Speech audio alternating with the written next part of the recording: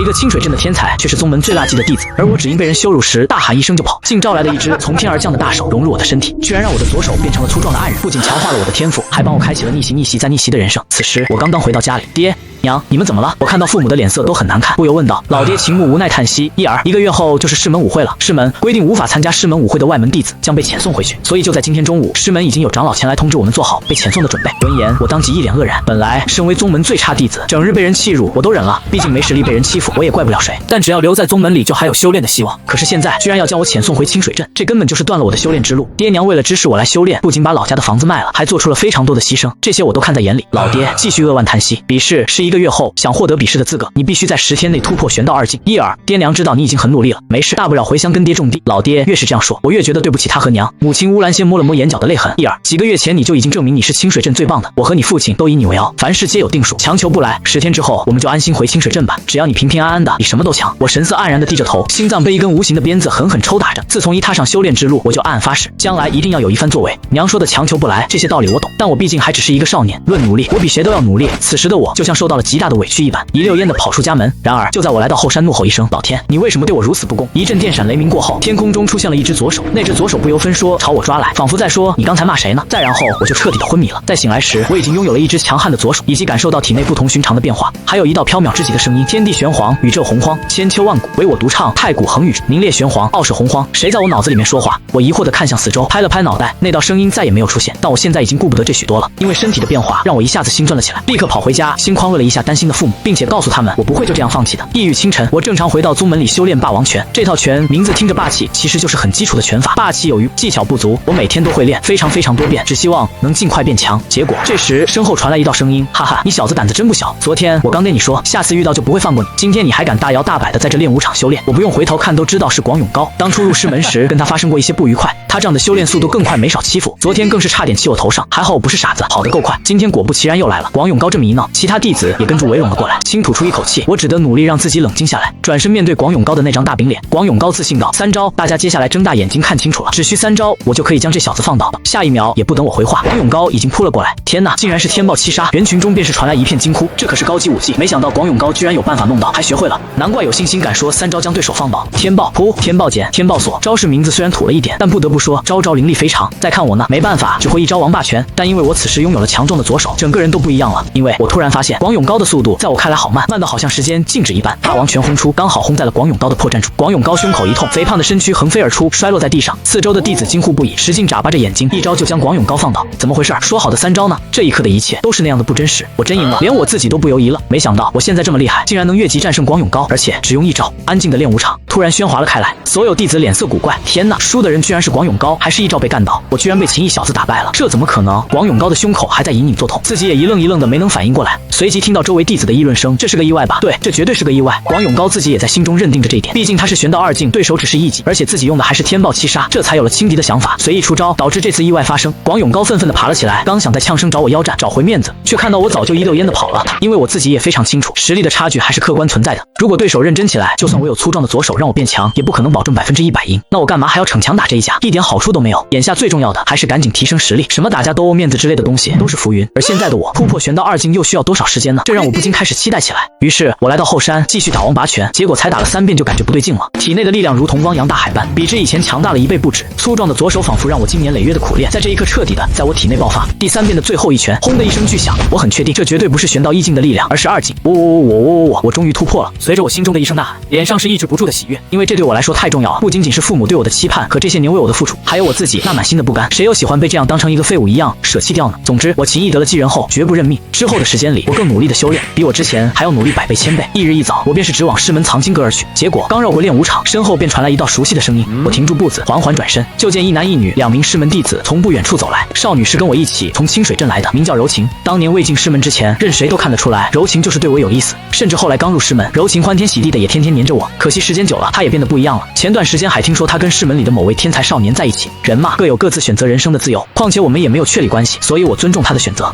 但是此时，柔情旁边的少年常金雪看向我的眼神却明显一股傲气，不知道的还以为这人眼珠长在鼻孔里呢。秦妹，她就是你说的同你一起从清水镇来的秦毅吧？没想到已经突破玄道2境，有了参加师门舞会的资格。哎呦，还不错哦。柔情点了点头，是的，雪哥。之后他又趴在常金雪的耳边低语几句，就见常金雪微微愣住，沉吟了一下，便是缓缓刺过身去。好吧，但是不要费太多唇舌，你知道我对资质平庸的人没什么兴趣。我听到这话都被逗乐，这人是没有家教是吗？这种话心里想就算了，居然还要说出来，什么玩意？片刻之后，我看向刚刚跟我谈完的柔情，你的意思是让我向常金雪示好，让她平时多照着我一点是吧？柔情面上一喜，是的，秦毅，你应该知道我在清水镇虽然是天才，可是来了这里我却什么也不是。有时候我们应该放下身段，你懂我的意思。谢谢你的好意，但我现在只想加紧修炼，为舞会做准备。告辞。柔情愣住，在清水镇时我们是青梅竹马，对于我的性子他十分了解，骨子里流淌着一股子的傲气。这一次他也是念在两人的旧情上，抱着试试的态度，结果还是被直接拒绝。柔情冷哼一声，不识好歹。而听闻了柔情回去说明情况，常金雪反而更不爽了，很有一种被身份更低微的人鄙视加小觑的感觉。他冲着远处我的背影冷哼道：“小子，你再怎么为舞会做准备都是没用的，我还是会一招就将你打败。”我头也没回的回应道：“好，我就等着你在舞会上一招将我打败。”听到我这么漫不经心的回答，常金雪的眉头皱得更深了。奇了怪了，怎么突然间又加深了一股子被人轻视和蔑视的感觉？自己特么的明明在放狠话，你特么的尊重一下我这个上位者行吗？此时我已来到藏经阁，心情微微有些激动，因为曾经我不知道幻想过多少次能在这栋藏经阁里挑选修炼典籍，现在玄道2境的我终于不需要再幻想。随即抬脚迈步走了进去，拜见郭长老。我看见藏经阁的长老后上前行礼，郭无尘只是看了我一眼，并没有说什么，但不经意间他的目光却忽然注视到我外表并不强壮的左手，似乎在这只手上感受到一丝不同寻常的气息。郭无尘不动声色地道：“是前来挑选修炼武技的吧？伸出你的左手，我必须通过你的左手判断你是否已经达到玄道2境。为什么是左手？”这话让我感觉郭长老似乎察觉到了什么，但对方可是长老，这个时候拒绝岂不是更加惹人怀疑？我的心头微微一跳，本能的将左手一锁，但郭无尘却闪电般的握住了我的左手。接着一瞬间，郭无尘却像触电一般，身躯忽的一震，他感觉我的左手上透发出来的玄气，竟是宛如汪洋大海一般连绵不绝，并且在那玄气的最深处，他还敏锐地捕捉到一道沉寂的身躯，身躯无法辨认出男女，不知是死亡还是在沉睡，浑身透发着滔天般的亘古霸者气息。郭无尘只觉得自己一瞬间就化身成了蝼蚁，那身躯只需一根指头就可让他灰飞烟灭。只可惜那具气势滔天的身躯，眨眼间又消失不见，到底怎么回事？郭无尘猛地从那种无法做出丝毫反抗的蝼蚁感觉中脱离出来，心中震惊到了极点，在感受时却又始终无法感受到任何特殊的地方，刚刚的感受恍如幻觉。再看此时我左手上透发出来的玄气，就是一缕普普通通的2境玄气而已。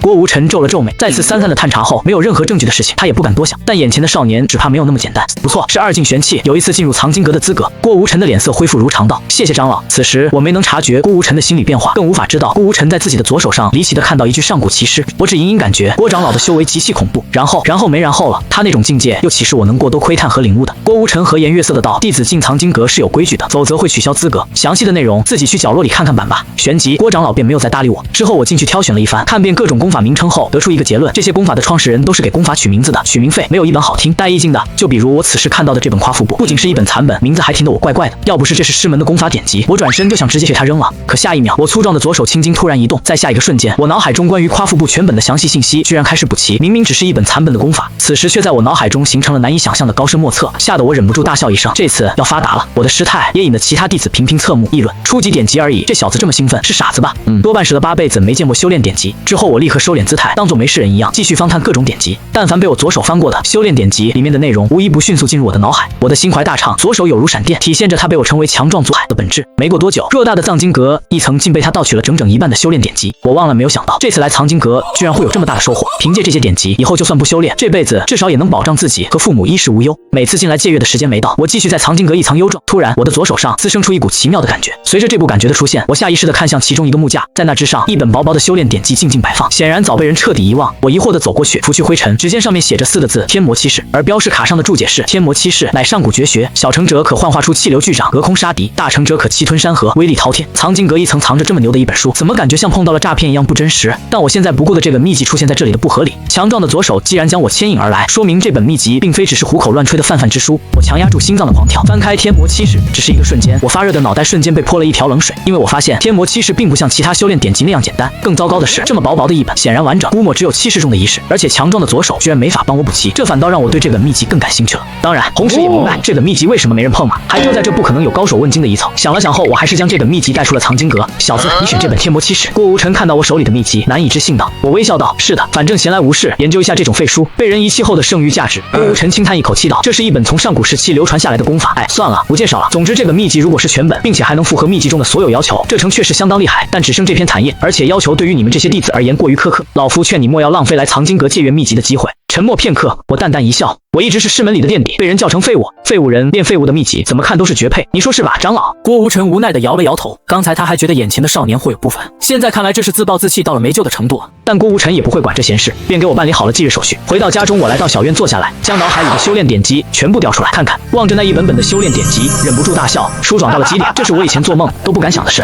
要是师门知道我盗取这么多典籍，还不知道会怎样惩罚自己。好不容易平复下激动的心情，半个时辰后，我挑选了夸父部、气归诀、伏虎天象3门武学，开始修炼。我就说这些功法都是取名废吧，不过这些都不是重点，重点是我要开始修炼的这些功法，算是我根据自身需要精心挑选机型组合的。现在有了强壮的左手，我倒要试试看自己真正的潜力到底在哪。开干喽！经过一夜辛劳，第二天一起床，我刚修炼一会，就感觉自己的体重似乎轻了不少，双腿愈发灵活。之后再行运功，确定1天时间，我就将夸腹部修炼至入门。不错不错，效果相当不错，我的心里臭美着呢。以我现在的实力，再加上强壮左手的效果，应该能打败2境中期的修炼者。不过这样的实力，在师门舞会上，估计还是扛不住长津雪的一招。时间紧迫，我还需要继续努力。鼓励完自己后，我又开始修炼其他2门功法。第3日，我缓缓睁开双眼，感受着体内的血气澎湃，都有提升，往那里一站，就能有一股无形的气势。不错，气归诀和伏虎天象也入门了，我的面上微喜。但我知道长津雪是3境巅峰，跟师门里的第一天才少女杨诗琪一个级别，要在舞会上对抗，她还远远不够。所以不够怎么办呢？接着练呗。而且不仅要练这3门功法，我借回来的那篇残页天魔七式也需要花时间研究练一练。就这样又连续过了好几天，我有些不知疲惫，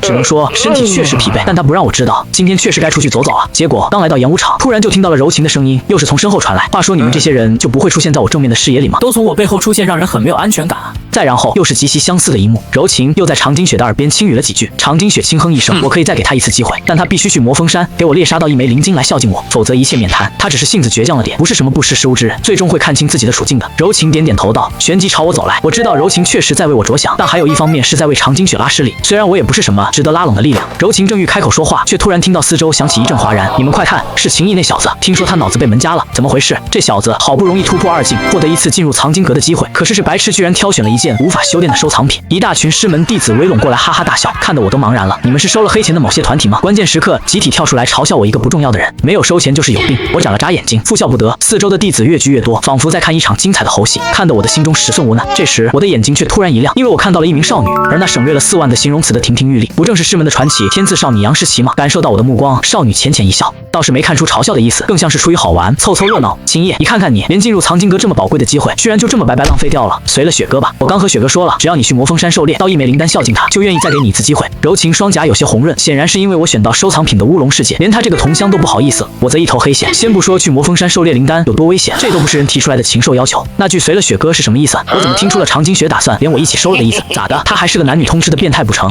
我直接拒绝。别说了，没可能的。柔情绝美的小脸上浮现一丝恼意。秦毅，我看在往日的情分上，这样为你着想，你怎么能这样不识好歹？难怪你会挑选一本收藏品出来，好自为之半年。柔情转身离去，走了。以前他疏远我，跟长津雪相好，可能心中还对我有些愧疚，现在却半点也没有了。这时王永高从人群里走了出来。秦毅，你果然是个白痴，如果你答应让长津雪罩着你，我还真不敢跟你怎么样。我懒洋洋地答道，所以你现在想对我怎样？听着旁人议论上次被我一招击败的传言，王永高有些脸红地辩解道，上次那仅仅是个意外，我绝对不会再让意外发生。跟着便周身气息一震，又摆出了他天暴七杀的架势。偏偏就在这时，一道柔美的嗓音响起，等等。众人看着杨诗琪走了出来，道，王永高，秦毅的修为明显不如你，你这是在欺负他。我觉得你应该找个和你修为相当的人来切磋。王永高顿时被塞得跺脚，路人甚至还有人嫉妒地想着，我真是傻人有傻福，居然无意间得杨诗琪庇护了一下，好羡慕哟。可下一秒却听到我开口道，王永高既然想报上次那一招之仇，就让他报吧，也谢谢你出面说了句公道话。你这是……杨诗琪欲言又止地看着我，也开始怀疑我的脑子是不是真被门夹过，这夹过的核桃还能吃吗？而广永高对此当然是乐意至极，哈哈笑道，杨诗琪，你看到了，不是我不给你面子，是他自己找面，麻烦让一让，只需要一招，很快便会结束。眨眼之间，广永高已经扑了上去，发动的赫然是天暴七杀的第5杀天暴裂，我则依旧是霸王拳，这破招式名字羞愧得我都不想提他，但就是这让人羞耻的一招一拳。半秒钟后，广永高的身躯又突然横飞而出，轰然一声摔倒在地，一切都和上次一样，怎么回事？四周观战的弟子都愕然了，这霸王拳是被这小子玩出花了不成？不远处的柔情和长津雪同样颇为意外地抗刺我，而那传奇女人杨诗琪错愕了一下后，也饶有兴趣地打量着我。所有人因为我惊艳举动投目光过来，怎么让我有种大街上看猴戏的感觉？只不过他们眼中的我不是一只普通的猴子，我是一只将霸王拳玩出花样的猴子，是一只让所有人大感意外的猴子。于是很多人反而骂起了广永高，你怎么又轻敌了？老搞出这种意外，你练的天暴七杀是假的吧？广永高趴在在地上，恨不得找个地缝钻，因为他很清楚，这一次他没有轻敌，甚至比以往实战练习时还要认真数倍，但结果还是被一拳干趴下了。难道秦毅触发了什么概念级的体质，只要用霸王拳就能将实力差距在一定级别的对手放倒？虽然在找着心理安慰，但广永高还是羞愤到了极点，恨不得将我撕了。见他久久不起，我转身离开，身后一道淡淡的嗓音响起：“啧。”我心想，你们够了，干嘛总要从我背后发出声音？敢不敢来到我的正面？一个少年走来笑道：“我叫冲锋，前2天刚刚达到2境巅峰，想和你切磋切磋，看看2境巅峰的战斗力，不知道你愿意吗？”四周的弟子立刻拍手叫好。广永高这怂包没能将秦毅教训一顿，现在秦毅又惹上一个2境巅峰的弟子，所有因为刚才那一幕心里突然觉得空落落的弟子都觉得要有好戏看了。而冲锋的想法就更简单了，实力的差距摆在这里，广永高不行，不代表他不行，而他这么急吼吼的跳出来，只是希望能在杨诗琪面前露脸，毕竟又漂亮又有才华的年轻女生，总是不缺这种妄想舔到最后应有尽有的舔狗。冲锋偷偷望了望杨诗琪，眼中的爱慕之色丝毫不掩饰，接下来他会让杨诗琪看明白，秦毅其实就是一坨牛粪而已。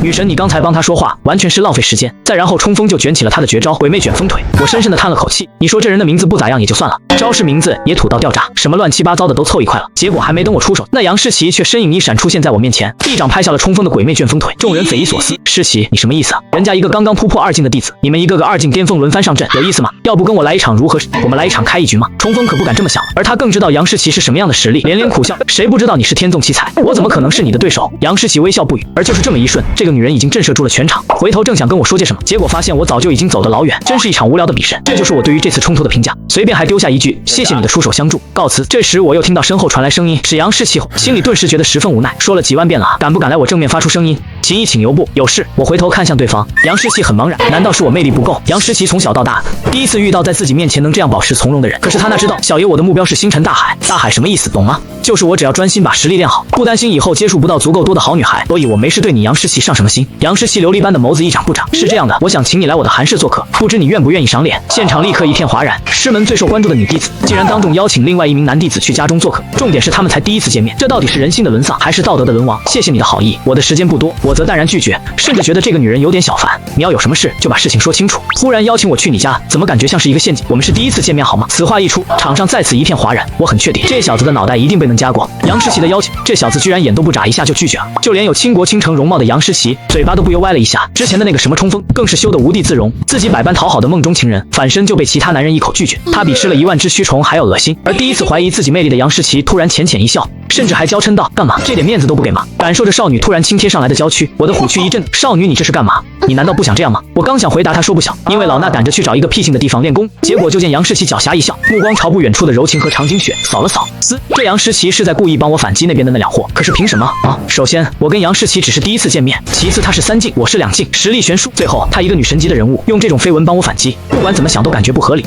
难道说有什么我意想不到的巨大阴谋网正在悄咪咪的围绕铺开不成？这个杨诗琪明显就是故意气妹你的。长津雪揉住柔情的肩膀，冷然道：“晴妹，你再忍耐几天，等师门舞会，我一定为你狠狠出气。还有，我听说掌门的义子邱少贤一直爱慕杨诗琪，只要我将杨诗琪和秦毅相好的话放出去，秦毅这小子的下场可想而知。”长津雪并没有故意压低声音，我虽然离得远些，但也能勉强听到。旋即我从身上摸出一张纸条，在上面写了一些字，看向杨诗琪道：“能帮我把这个交给长津雪吗？”杨诗琪点点头，一挥手就有狗腿子来帮他传信。片刻后，长津雪打开内容一看，你刚才说的那些我都可以不在意，但我却很好奇，你说的第一句话，柔情是你的女朋友，你的女朋友看到我跟其他女孩走得亲近，居然需要你去安抚，这是什么奇奇怪怪的绿帽情节？我可不想参与，请2位不要把我带上，感谢。正是我的亲笔。话到这里就结束了，柔情也看到了所有内容。再然后，2个人大眼瞪着小眼，半天没人能说出一句话来。而此时的我并没有想这么多，并不知道杨诗琪这一闹，我只怕不只是成为众矢之的，更有可能被人惦记上我的性命。所以老杨邀请我去他家做客，到底在图谋什么？苦思了一会儿，没有得出结果，我便转身回了自家小院，继续我的努力修炼。毕竟不管遇到什么样的困难，都只有有实力才能保护自己。首先是夸父部，这个练的是身法，自然不必多说。再然后是伏虎天象，这个跟内劲有着莫大的关系。只要将伏虎天象修炼好，等突破4境炼气时，就会变得事半功倍。伏虎天象的修炼心法，事实上颇为艰涩深奥。好在我有强壮的左手，加上我本人非常刻苦，2天之后，我终于将伏虎天象修炼到入门境地。一般的武学分为入门、小成、大成、巅峰、圆满5个等级。不过任何一种武学能够达到圆满的人都极少。就比如基本武学霸王拳，整个灵宇门将它修炼到圆满，演变成霸杀3式，也就只有一只吊车尾被迫练弩1人而已。至于气归诀，本来就和伏虎天象相互相成，最初修炼了伏虎天象，再来修炼气归诀，则是一样能够达到事半功倍的效果。接下来我又用了3天的时间，将气归诀和伏虎天象也修炼至小成，实力也跟着上涨了一截。毫无疑问，我已经成功突破到了2境中期，这让我心中欢喜。想想之前我光是为了冲击2境就吃了多少苦，还依旧是收效甚微。而以我现在的实力，可以轻松打败3境初期的弟子，应该不是问题。不过我现在的战斗力在舞会上恐怕还远远不够。要知道杨诗琪已经将我变成了众矢之的。想了想，我终于又掏掏出了天魔七式，试着打出一股玄气，将天魔七式包围，企图破坏上面的封印力量。砰！一个淡绿的结界就轻易将我的玄气抵挡住，好强大的封印力量！只是封印外看到的一丁点信息，根本就没法修炼啊！粗壮的左手出来帮忙呗。等了片刻，没有任何反应，我陷入到了沉思之中。当初感受到这本天魔七式上的封印力量，也是左手那么左手应该有破开这封印的力量。于是我催动体内的玄气，将左手缓缓伸向天魔七式。突然，就听嗡的一声，天魔七式开始轻微的颤动，一股空间波动荡漾而开，冲向天魔七式。类似空间波动在接近天魔七式的瞬间，上面的那个淡绿色结界吗？咔嚓一声破碎而开，居然真的太了，这让我有些大喜过望。再然后是天地玄黄，宇宙洪荒，千秋万古唯我独唱，太古恒宇，凝练玄黄，傲视洪荒。又是那个声音以及那段过分文青的台词，这次我听得清楚，确定不是幻觉，心中同时感到震撼。所以说，天魔七式就是这只左手的主人开创出来的武学吗？旋即我不敢耽搁，将左手按在天魔七式之上，大量的修炼心法与图像全部出现在我的脑海里，异常清晰。狂喜之余，我的心中又难免有些遗憾，要是这本天魔七式是完整版就好了，也不知道另外几分在什么地方难不难弄到。这一刻，我的心中充满了期待，只可惜接下来的2天里，我专心研究天魔七式，结果却是毫无收获，因为天魔七式的修炼心法比一般的武学不知道要深奥多少倍。不过我倒是无所谓，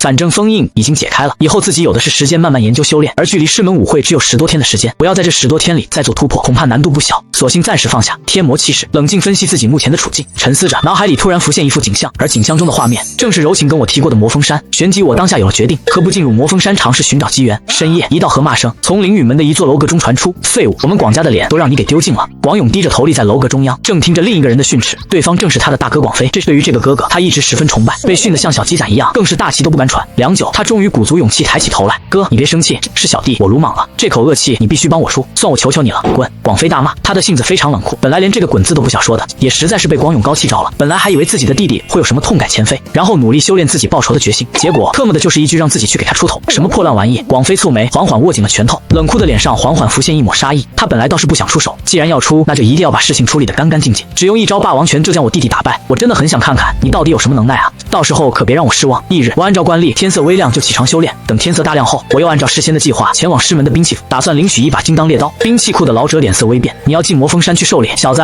我若是没感觉错的话，你应该只有玄道2星的修为吧？这个阶段进入魔峰山狩猎十分危险，我劝你还是打消这个念头吧。感谢您的好意，但我就是想进去试试运气。”见我态度坚决，镇守老者无奈一叹，进入兵器房后出来，将一把金刚猎刀交给我，一路出了凤凰城，又花了2个时辰才来到目的地魔峰山。魔峰山是一片非常辽阔的原始森林，甚至横穿了几大郡城的势力范围。其中猛兽和灵兽的区别就在懂得修炼的为灵兽，而灵兽又分为低、中、高级灵兽3种。一些恐怖的高级灵兽，据说光身躯就比房屋还庞大，只有达到玄师级别的真正高手才能勉强与之一战。所以秦毅这次进入魔峰山，自然不是冲着这样的存在来的，毕竟我还没有活够。而猎杀最低级的灵兽，起码也要4级，所以我的目标只是猛兽。好在魔峰山的猛兽够多，不多时我便发现了一头血豹，便悄悄躲进一块巨石后面观察。血豹最大的特点就是速度快，结果我正想着，那血豹似乎发现了我的存在，抬头一射，已经掉头就跑。本来还紧张的我心下大叫不好，发动身法立刻追了上去。结果让我没想到的是，我没追多久居然就追上了，对准猛兽的脖子一划线，当场便收拾掉了一头血豹。此时我不由笑了一下，没想到居然这么简单。之后处理好血豹，我稍作休整，便不耽搁继续寻找猎物。我用玄气催动左手，让自己进入到空灵的状态之中，这样附近方圆100步之内有任何风吹草动，起码我都能通过灵力感知1、2。很快我又发现了一条银色大蛇，通过手起刀落，刷刷几下就成功将这只剧毒的大蛇彻底斩杀。此时我的心情大好，看来传说中的灵兽我搞不定，解决猛兽还是很轻松的。毕竟有强壮的左手赋予我感知和敏捷上的加成，而且还不是一星半点。照此下去，就算没能狩猎灵兽，这一趟我也肯定会有不少收获。想到这里，我嘴角扬起一丝微笑，狩猎的欲望瞬间大涨。此时我的金刚猎刀又快又准，一路收割，收获了不少。虽然不算珍贵，但好歹也值点钱的猛兽，比如一虎价值1500两银子，巨鹰价值800两银子。我不断的厮杀着，运用夸父部和伏虎天象2能武学，磨练搏杀技巧。就这样3天下来，我硬生生将夸父部和伏虎天象修炼到大成境界，狩猎起来也变得越发的轻松。这3天里，我狩猎的猛兽灵明总加起来已经有了6、7千两银子，用这个数目的银子去购买药材，应该可以进阶吧。我乐呵呵的想着，十分有成就感。就目前的收获而言，我很满意。结果正要打道回府速，突然听到嗷吼一声，地动山摇，那吼叫声震得四周的树木哗哗作响，我的耳膜生疼。我在心中暗惊道：这是灵兽。跟着放目张望，只见前面3里之外的地方出现了一头巨大的古猿，一股强大的暴力之气从那庞大的身躯上猛泻。而就在巨猿身后，正有4个修为并不弱的少年被这头巨人追得仓皇逃跑。一名少女叫着：该死，这低级灵兽怎么这么强大？我们无法吃下它，赶紧逃命！跟着便一剑斩断了一棵大树，试图阻拦一下巨人。这一幕看得我暗自咂舌，一剑就将这么大的一棵树砍断。这少女估计不弱于长津雪，并估算着这几人的身份。要知道凤凰城一共有5大文明的势力：灵雨门、仙世宗、千秋阁、元星宗、玄阳府，而这些人应该是除了灵雨门外的其中之一。此时居元还在后面追赶几人，双臂一拍，竟将那棵水桶粗细的大树拍得碎裂一片。这一刻，我一边震惊明硕的实力，一边想着自己该怎么脱身。很快，我看到那几人中有人遇到了危险，另外一人立刻喊道：“快营救济师姐，不要过来！你们根本不是这畜生的对手，用弓箭射他即可。”那名被追上的少女急忙吩咐般的叫着，回头一看，巨猿马上就要追上她了。就见少女迅速转身，双手高举血色长剑，力劈而下，还让我听得很羞耻地叫出了“先是开天辟地斩”。这顿时也让弯弓搭箭的仙世宗弟子攻击变得更加猛烈了起来，一支支的羽箭呼啸而出，将金丝巨猿射得一片血肉模糊。不过我仔细看，发现只是一些皮外伤而已，根本没有伤及要害。而巨猿身上真正的2道伤，则都是拜那个祭师姐所赐。连续尸变，显然令巨猿彻底狂暴了，朝那绿袍少女狠扑而去。不远处的仙世宗弟子目瞪口呆，一时之间连营救都忘记了。好在那个祭师姐也非平庸之辈，玲珑的身子犹如蛟龙出海一般爆射而出，非常惊险地躲开过去。砰的一声巨响，金丝巨人的双掌拍在地面上，直接将地面拍裂。若是拍在那绿袍少女身上，少女铁定香消玉殒。旋即少女再次大喝：“先是开天辟地斩！”剑光闪烁，此剑硬是将金丝巨人坚韧的身躯劈进去整整2寸的，几乎可见内脏。但紧接着，突毙一声，少女交口一张，喷出一口鲜血，脸色十分惨白。受伤的原因不是被巨人攻击到，而是因为那3剑，她只斩出了3剑，但这已经是她的极限。毕竟先是开天辟地斩是仙世宗的一套高级武学，本来这名少女不只可以驾驭3剑，但她却将整套剑法凝聚成霸绝天地的3剑，这才有了这样惊人的效果。可是少女也因此受了内伤。此时少女绝美的容颜上浮现起一片绝望之色。巨人太过强大，她已用尽了全力，几乎虚脱。那么接下来被击毙的就是她自己。好吼！此时巨人重创之下，狂暴如雷如金山般的身躯奋力扑向少女。祭师姐快逃！仙世宗弟子齐齐惊呼，他们根本不知道如何施救。可是逃跑少女自己心中的绝望已经回答了这个问题，虚脱成现在这个样子，哪里还跑得了？少女突然释怀一笑，缓缓将美眸合上。只是下一个瞬间，她又猛然将眼睛睁开，惊奇地张了张红唇。就见一个身材有些羸弱的少年，不知从何处暴掠而来，眨眼间挡在她和巨人之间。此时不仅是少女，仙世宗弟子也纷纷愣住。这一刻，我心里感觉长满了草，吼道：“你们少愣着干嘛呢？射箭啊，射他的眼睛！”活到不是爱心泛滥，想要救人，只是思来想去，凭我一个人的力量，完全没有可能猎杀到这头巨猿。回头别顾身逃跑，然后巨人杀了这些人之后，凭他的速度还是能将我追上。所以我观察了一阵后，决定联合这些人的力量，趁巨猿病要巨猿命，这样感觉更加稳妥啊！再然后我一拳轰出，似有射天之威，简简单单的一拳形成一个巨大的气流漩涡，一拳爆轰在巨猿的身上。再然后气流炸开，场地四周浩荡开来，好强！少女以及其他仙世宗弟子满脸错愕，眼中浮现出浓浓的震撼之色。随即他们又是暗自松了口气，这个少年一出现，他们有救了。跟着便见我再次挥出一拳，嘴里还在不满意的嚷嚷：“发什么呆？赶紧攻击！你们不会是故意来找死的吧？”仙世宗的弟子们这才纷纷有了动作，但他们的剑矢未到，我的霸杀3式已然轰出。突如其来的3拳打得巨猿连连后滑，不仅受了不小的伤，还被迫疯狂陷入防御姿态。然而3式施完，我自己也觉得力量从体内飞速消失，犹如空瓶当空荡荡的。这时若是巨人随便朝我拍一下，都能叫我浑身拍烂。只是这种情况不会发生，巨猿居然被打得一时半会无法再爬起来。杀他！仙世宗弟子齐齐怒喝一声，取出长剑朝重创在地的巨猿狂杀过去。谢谢你救了我一命。轻柔的嗓音将我拉回到现实中，那名少女已经站在我的身侧，模样十分亲昵。而巨人在最后挣扎了一下后，在一时没有多少余力的情况下，也被其他仙世宗弟子彻底杀死。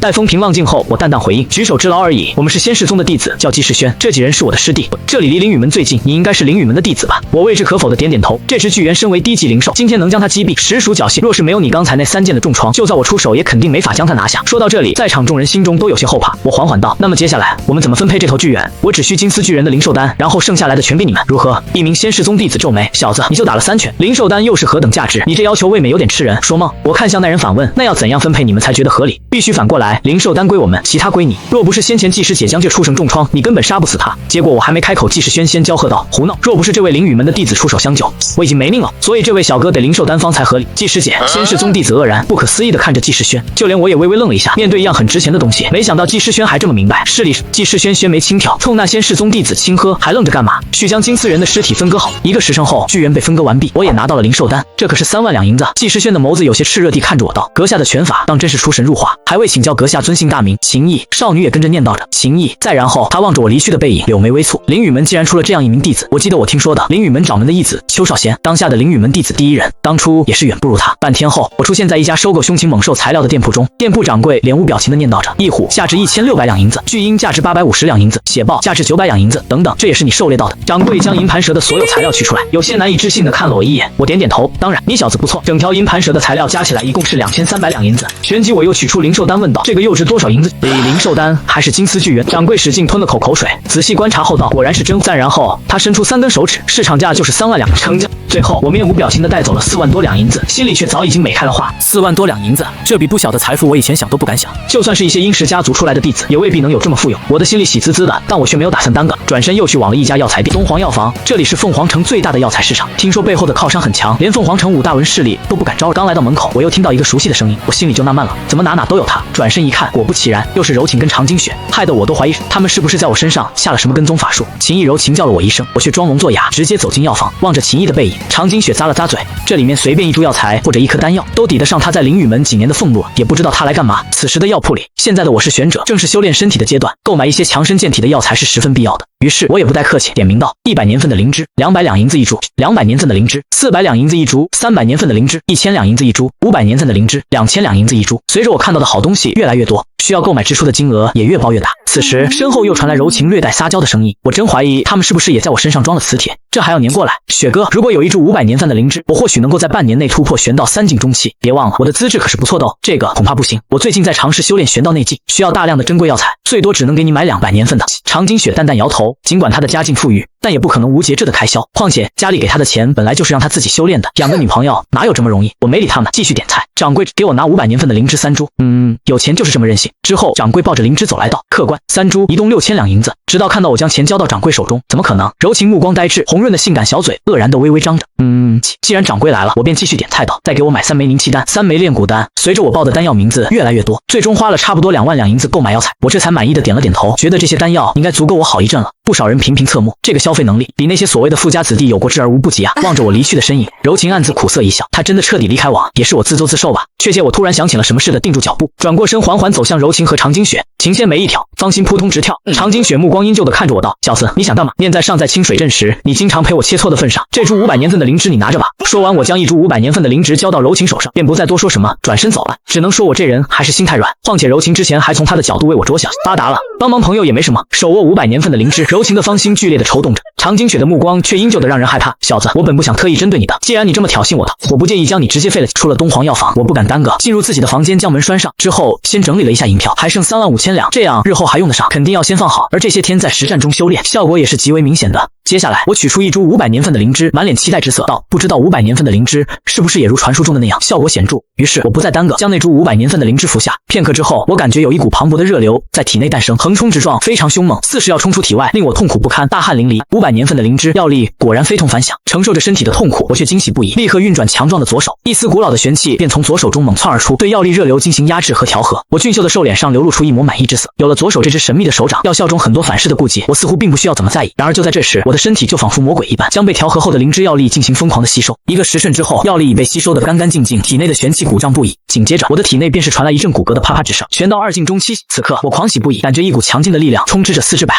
500年份的灵芝效果果然不凡，我沉浸在突破的兴奋中。又过了好一会儿，炽热的目光才逐渐平静下来。以我现在的实力，应该能够和3境中期的弟子一战吧。对自己的实力再度进行分析过后，我则再次微微蹙眉，因为我很清楚，现在想在师门舞会上让我好看的人非常多，目前的实力还是不够，远远不够。也不知道自己造了什么孽，竟惹上这么一群烂人。随即我冷静下来，取出第2株500年份的灵芝，直接服下，然后再将购来的3枚炼骨丹一并服下。一株500年份的灵芝加上3枚炼骨丹，即便是3境巅峰的弟子都未必承受得住。不过我不一样，我有神奇的强壮左手，这些药力左手应该能压制得住。不过有点高估自己了。片刻后，热流如同岩浆一般在我的体内流淌，我忍不住发出一声惨叫，额头之上迅速爆出一颗颗豆大的汗珠，身体都开始扭曲了起来，看上去十分恐怖吓人。那感受当真比炼狱还要痛苦，但是我知道我别无选择，比起在师门舞会上被人打残，这些都是我必须要承受的。于是慌忙催动左手，一丝古老的玄气当即而入。我悄悄呼出一口浊气，还好我动作够快，不然差点被药力冲得爆体而亡。这样危险的事情以后还是少干为妙。我一边说着，一边开始消化药力，同时我对自己的左手也愈发好奇。目前为止，我已经发现其功能还真不少，改造骨骼与体质，让自己进入空灵状态，盗取修炼武学，破开天魔七式上面的封印，力量压制与调和药力。难道这是一只万能的左手？在那遥远的过去，这只左手的主人到底是谁？问题实在太多了。想着想着，我也进入了专心修炼的状态。不过这500年份的灵芝，再加上3枚炼骨丹的药力，足足花了2个多时辰才吸收干净。然后我的体内再次传来一阵骨骼的脆响声，我惊呼道：不会吧，又进阶了！玄道2境巅峰，在短短的1天时间之内，竟然连续突破2境。放眼现实的天下，估计没有人能够做到。一个区的灵雨门则更加不屑说了，这怎能不让我又惊又喜？此时的我已经完全进入到左手制造出来的那种空灵状态之中，我忘记了时间，甚至忘记了自我。四周充斥着无比古老的气息，天地玄黄，宇宙洪荒。又是那道宛如洪钟大吕般的古老声音响起，我四下看去，却看不到任何人。你到底是谁？我惊喝道。下一瞬间，我的心中滚涌起滔天巨浪，天魔一世，千真万确。空中那道虚影居然在演练天魔一世，我的心中狂喜，因为先前我对天魔仪式无法参悟，现在这道虚影居然直接演练给自己看。谁说天魔仪式仅仅是一件收藏品，无法修炼？这不是吗？我不敢有丝毫怠慢，急忙跟着那空中的巨大虚影将天魔仪式演练起来。我的心中十分期待，当自己打出天魔仪式之时，整个师门上下会震惊成什么样子？天魔仪式自然无比深奥繁杂，不过还好我能够进入空灵状态，因此也勉强能跟上那虚影的动作。刚刚演练完一遍，整个太古世界便猛炸了开来，我也回到了现实中，茫然的徐徐睁开眼睛。突然，我感觉自己体内奔涌的玄气居然达到前所未有的状态，而四肢百骸也是充斥着强大绝伦的力量。我居然突破了玄道3境，太爽了！我好不容易才将心中的激动压制下去，继续掂量自己的实力。玄道4境与玄道3境有着不言之上的差别，就像一个分水岭，3境是玄者，而4境则是玄士，战斗力方面更是差别极大。现在有了强壮的左手，冲击4境还是很有希望的。我暗松了一口气，想起刚才修炼天魔仪式时，自己在奇妙状态下看见的那道巨大虚影，一边记忆一边徐徐演练，不过却越演练越生涩，每演练几下便是中断了。再来，我的性子颇为坚韧，开始再次演练。当演练到第30遍时，终于流畅地将这式武学演练了一遍，整个人变得玄妙起来。双手滑动之间，隐隐蕴含着一股自然大道。成了！我轻吐出一口气，心中狂喜。被所有灵域门的人视作收藏品的功法，自己硬是将它修炼成功了。当然，这还仅仅是天魔仪式的入门，但是我已经很满足了。拉开房门，来到屋外。伊尔，你总算出来了。乔的秦毅从房间里出来，秦牧和乌千兰皆都暗松了口气。杨青，乌千兰上前说着，我皱眉问道：“怎么？我在房间里待了很久吗？”乌千兰慈祥一笑，也不是很久，就2天吧。只是我们听说这2天师门有个活动，好像是有讲师要讲解什么玄道内境，我们不知道这个对你有没有用，但是你又一直闭门修炼，所以不敢打扰你，只能干着急。有讲师讲解玄道内境，我的心中一动。所谓的玄道内境，那可是只有突破4境以上的玄士才有可能修炼的东西。这么说来，灵宇门的青年弟子中，应该有不少已经突破4境了。而师门会在舞会之际突然推出这么一个活动，无疑是想让这次舞会更加精彩，更有悬念才是，并不是那么容易修炼出来的。父亲秦牧也道：“是的，伊儿就在练武场上，现在应该还没开始，你赶过去应该还来得及。”好的，父亲，我感谢了父母的告知，并顺手给了爹娘1万两的银票。伊儿，你哪来这么多的银票？望着手上的整整1万两银票，秦牧和吴千兰身躯巨震。别问那么多的，反正来路正经。秦毅暖和一笑，不再耽搁，立刻转身出了家门。望着我略显羸弱的背影，秦牧和吴千兰的眼中突然觉得很暖。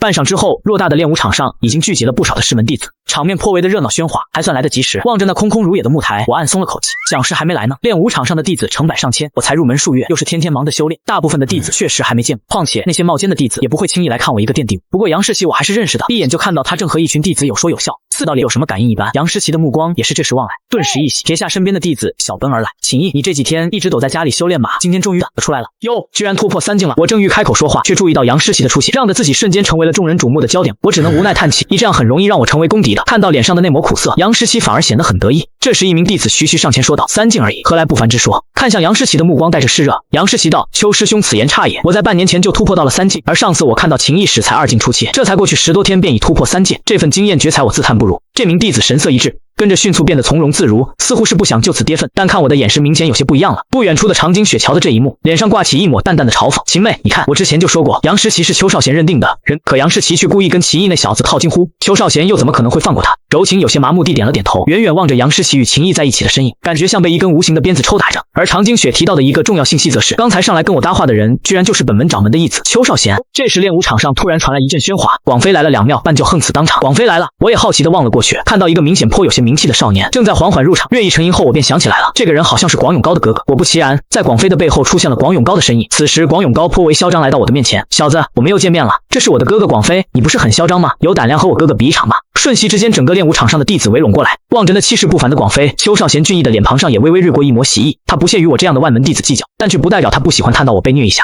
另一处的长津雪同样幸灾乐祸，害得我扫视一圈下来，都不得不怀疑是不是我的人缘太差，还是这些人就是神经病。广飞，你觉得你这样出场很体面吗？杨诗琪纤眉微蹙，竟是直接将我护在身后，搞得邱少贤看的嘴角隐晦的抽了抽。谢谢你为我出面，但是有些事我自己可以面对。我微笑着将杨诗琪缓缓推开，心想你这女人别再为祸了，这样我会树敌更多。广飞冷静地望着我，声音十分漠然，只要你向我弟弟道个歉，认了错我便不为难你。我微微一愣，几次都是你弟弟挑逗我，我道哪门子歉？你让我想破头也想不出道歉的话术好吗？我摇头道，没可能的。如此看来，我们只有一战了。广飞的神色依旧很平静，这让我更想不通了。一个你们欺辱人的破事，怎么你还倒得好像很热血一样？这要是让一些小朋友看到，都不知道要把人带坏成什么样。广永高兴奋地搓了搓手，他就等着他的哥哥给他出头。而包括邱少贤和长津雪在内，许多的灵宇门弟子都对这场战斗充满期待，这一点光从他们的表情就能看得出来。我站定在广飞的面前道，出手吧，与你一战，我其实也有些期待。我说这话不是什么客套话，自从突破到3境之后，我很想亲身尝试一下自己现在有多强大，有机会战胜3境的弟子正合我意。听到我这么说，所有观战的人都不可思议地张了张嘴，就好像听到了什么让人想笑又笑不出来的话一般。就连杨世奇在微微愕然后，神色也愈发的苦涩了起来。秦毅这小子是有些让人意外，但想战胜广飞是不是有点太头大了？希望基本上就是0啊。邱少贤微微一叹，听说这小子的脑子曾经被门夹过，果然不假。而另一边的常惊雪也十分不屑地挑起眉头，圈内的广飞则沉寂的脸最终微微色变后道：“有点意思，我也很想看看你到底有什么资格对这场战斗期待，而不是畏惧。”说完，他身躯微微一蹲，须臾间似一只猎豹一般，整个人瞬间充满了一股暴力之气。毫无疑问，还是他们广家的家传武学天暴七杀，只是不论从气势上还是动作上，都比广勇高强上许多。显然已经将天暴七杀这门武学修炼到大成，果然很强。我在心中暗叹，不过却没有惊慌，将左手微微一催，整个人瞬间便是进入到了空灵的状态。广飞身上的每一个毛孔都清晰地映入我的眼底。天暴！噗！广飞冷吼一声，身躯瞬间化身成一只矫健的天豹，朝着我暴射而来，甚至整个人都快到变得微微有些模糊。四周发出一片惊呼，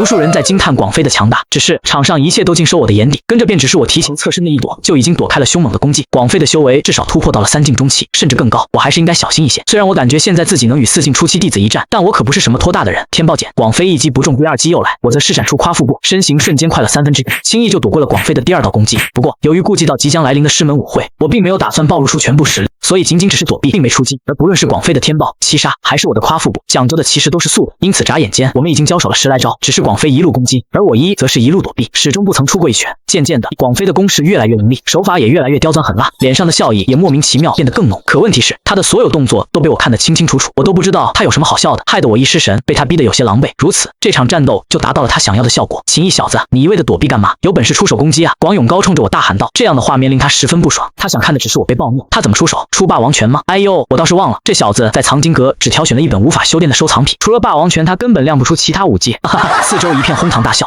只有杨世奇的琉璃眸子在不停闪烁，对我越发的觉得感兴趣的。身为天纵奇才的他，隐隐感觉我那躲避的身法根本就不是普通身法，这家伙果然有不凡之处。而战斗中的广飞也越战越勇，但是越战他的心里越冷。现在他终于发现自己估算错了，眼前的这少年虽然只是刚刚突破3境，可是却给人一种深不可测的感觉。无论自己怎样攻击，就是无法攻击到他，这是一种多么令人绝望的感觉。自己经历过的人才会知道。秦毅，你就准备一直当缩头进龟吗？广飞吼道。跟着他的攻势一变，招招向我的要害猛攻，速度也是越来越快，到最后几乎是化成了道道的残影，弄起一片飞沙走石。感受到广飞的攻势陡然凌厉，无数观战的众人开始咂舌。大成境的天暴七杀当真强大的可怕。另一边，杨世奇纤眉紧蹙，眸子里的担忧之色一览无余，却看到我摇了摇头，心浮气躁，难成气候。话毕瞬间，我以一拳轰出，赫然就是所有人都不看好，都在嘲笑，都认为我不可能打出来的霸王拳，没有任何的话巧，却是经过了千锤百炼的一拳。这一拳似乎就是这片天地间唯一蕴含自然大道的一拳，砰的一声巨响，直接将广飞轰飞出了老远。我就是只有霸王拳又如何，当场照样可以败你。我在心中想着，并没有很无耻的宣之于口，但场上的所有弟子早已目瞪口呆。之前一招打败广勇高，他们就已经很震撼了，现在与广勇高的哥哥广飞也被一拳就，所有人几乎不敢相信自己的眼睛，这人不是一个脑子被门夹了的白痴吗？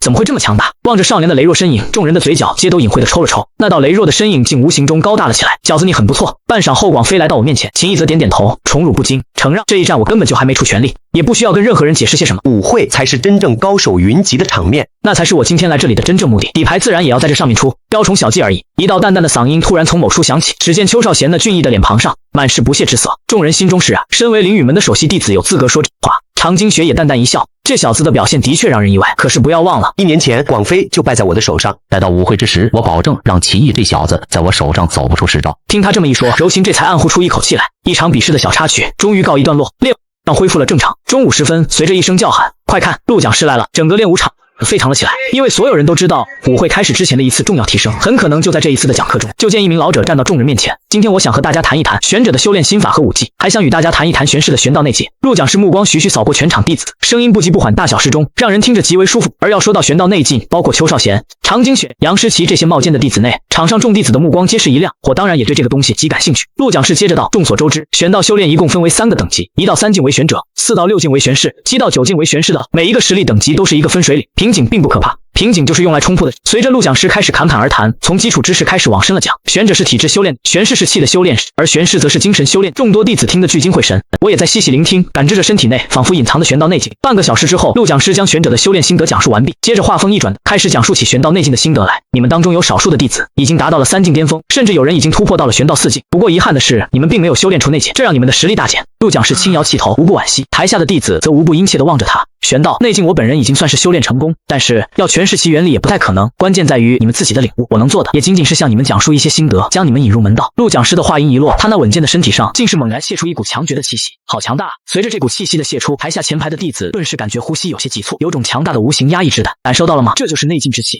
陆讲师的脸色依旧平静，可是下一个瞬间，他猛然一拳打出，形成了一股不小的气流漩涡。这个就是内境，我仅仅是拍出1成的力量而已，才拍出1成的力量，要是全力一击，那几名弟子岂不是成了骨头渣子？所所有灵允门弟子皆倒吸一口凉气，对陆讲师愈发敬畏，脸上的神色同时也愈发期待。陆讲师立在台中，浑身上下都隐隐散发着一股让人有些透不过气来的威压。玄道内劲主要产生于一个人的血气之中，当一个人的气与血气达到一定程度后，便可形成一股无形的力量，这就是内劲。试试感悟你们体内的玄道内劲。话音无落，台下的众弟子，包括我杨师奇、邱少贤、常金雪等等，都开始认真感悟起来。半个小时之后，一个个的弟子又将眼睛睁了开来，许多人的脸上都带着微笑，显然对玄道内劲有所感悟。不过我却依旧没有睁开眼睛，沉浸在那种内劲的奇妙感悟当中。此刻我的心中惊喜不已，因为我发现之前修炼的伏火天象与气归诀，如今果然给他带来了莫大的好处。加上强壮的左手帮助，我很快就感悟出内劲的引出之道。此时我的体内一丝内劲正在他的体内形成，尽管那丝内劲十分之微弱，但能够在这么短的时间内感悟出来，已经是骇人听闻了。才刚突破玄道3境，竟然也在感悟内劲，装腔作势，望着静立于广场之上，整个人完全进入一种忘我境界的少年。不远处的常金雪十分不屑地冷笑着。听到邱少贤这话，场上许多的弟子皆都对着那个还在一本正经努力感悟内劲的少年笑出了声。邱师兄说的没错，装腔作势而已。对，一定是在装腔作势。弟子们也在跟着附和，脸上都是不屑，因为没有人会相信一个刚刚突破玄道3境的弟子，居然还能够感悟内劲，这让他们的常识往哪搁？毕竟别说是3境玄者，就算是4境以上的准玄士，想感悟出内劲也并非一朝一夕之事。而此刻，我整个人犹如老僧入定，一动不动地立在那里。对于周遭的议论之声更是置若罔闻，因为我根本就听不见他。不过我听不见，杨诗琪却能听见，秀眉不由微微一错，觉得这些噪杂声甚为吵耳。西说门派里难道就没有一个成熟点的弟子吗？别人怎么样关你们什么事？这么重要的时刻，抓紧提升自己难道不好的？在哪里嚼舌根，难道能变强不成？杨诗琪虽然心中烦躁，但也在感悟内劲的他，却同时产生了一些好奇。一个刚刚突破3境的弟子，气从何来？好一会儿之后，我轻吐出一口气，这才徐徐睁眼，脸上满是喜色，转头就发现四周的人都在用怪异眼神看我，便一脸茫然的问道：怎么回事？四周弟子当然不屑回答我的问题。杨诗琪扑闪着那对迷人的琉璃眸子道：秦毅，你还好吧？我顿时更茫然了，怎么可？我感悟一次内劲，缓过神来，一个个跟吃错了药一样，搞什么东西？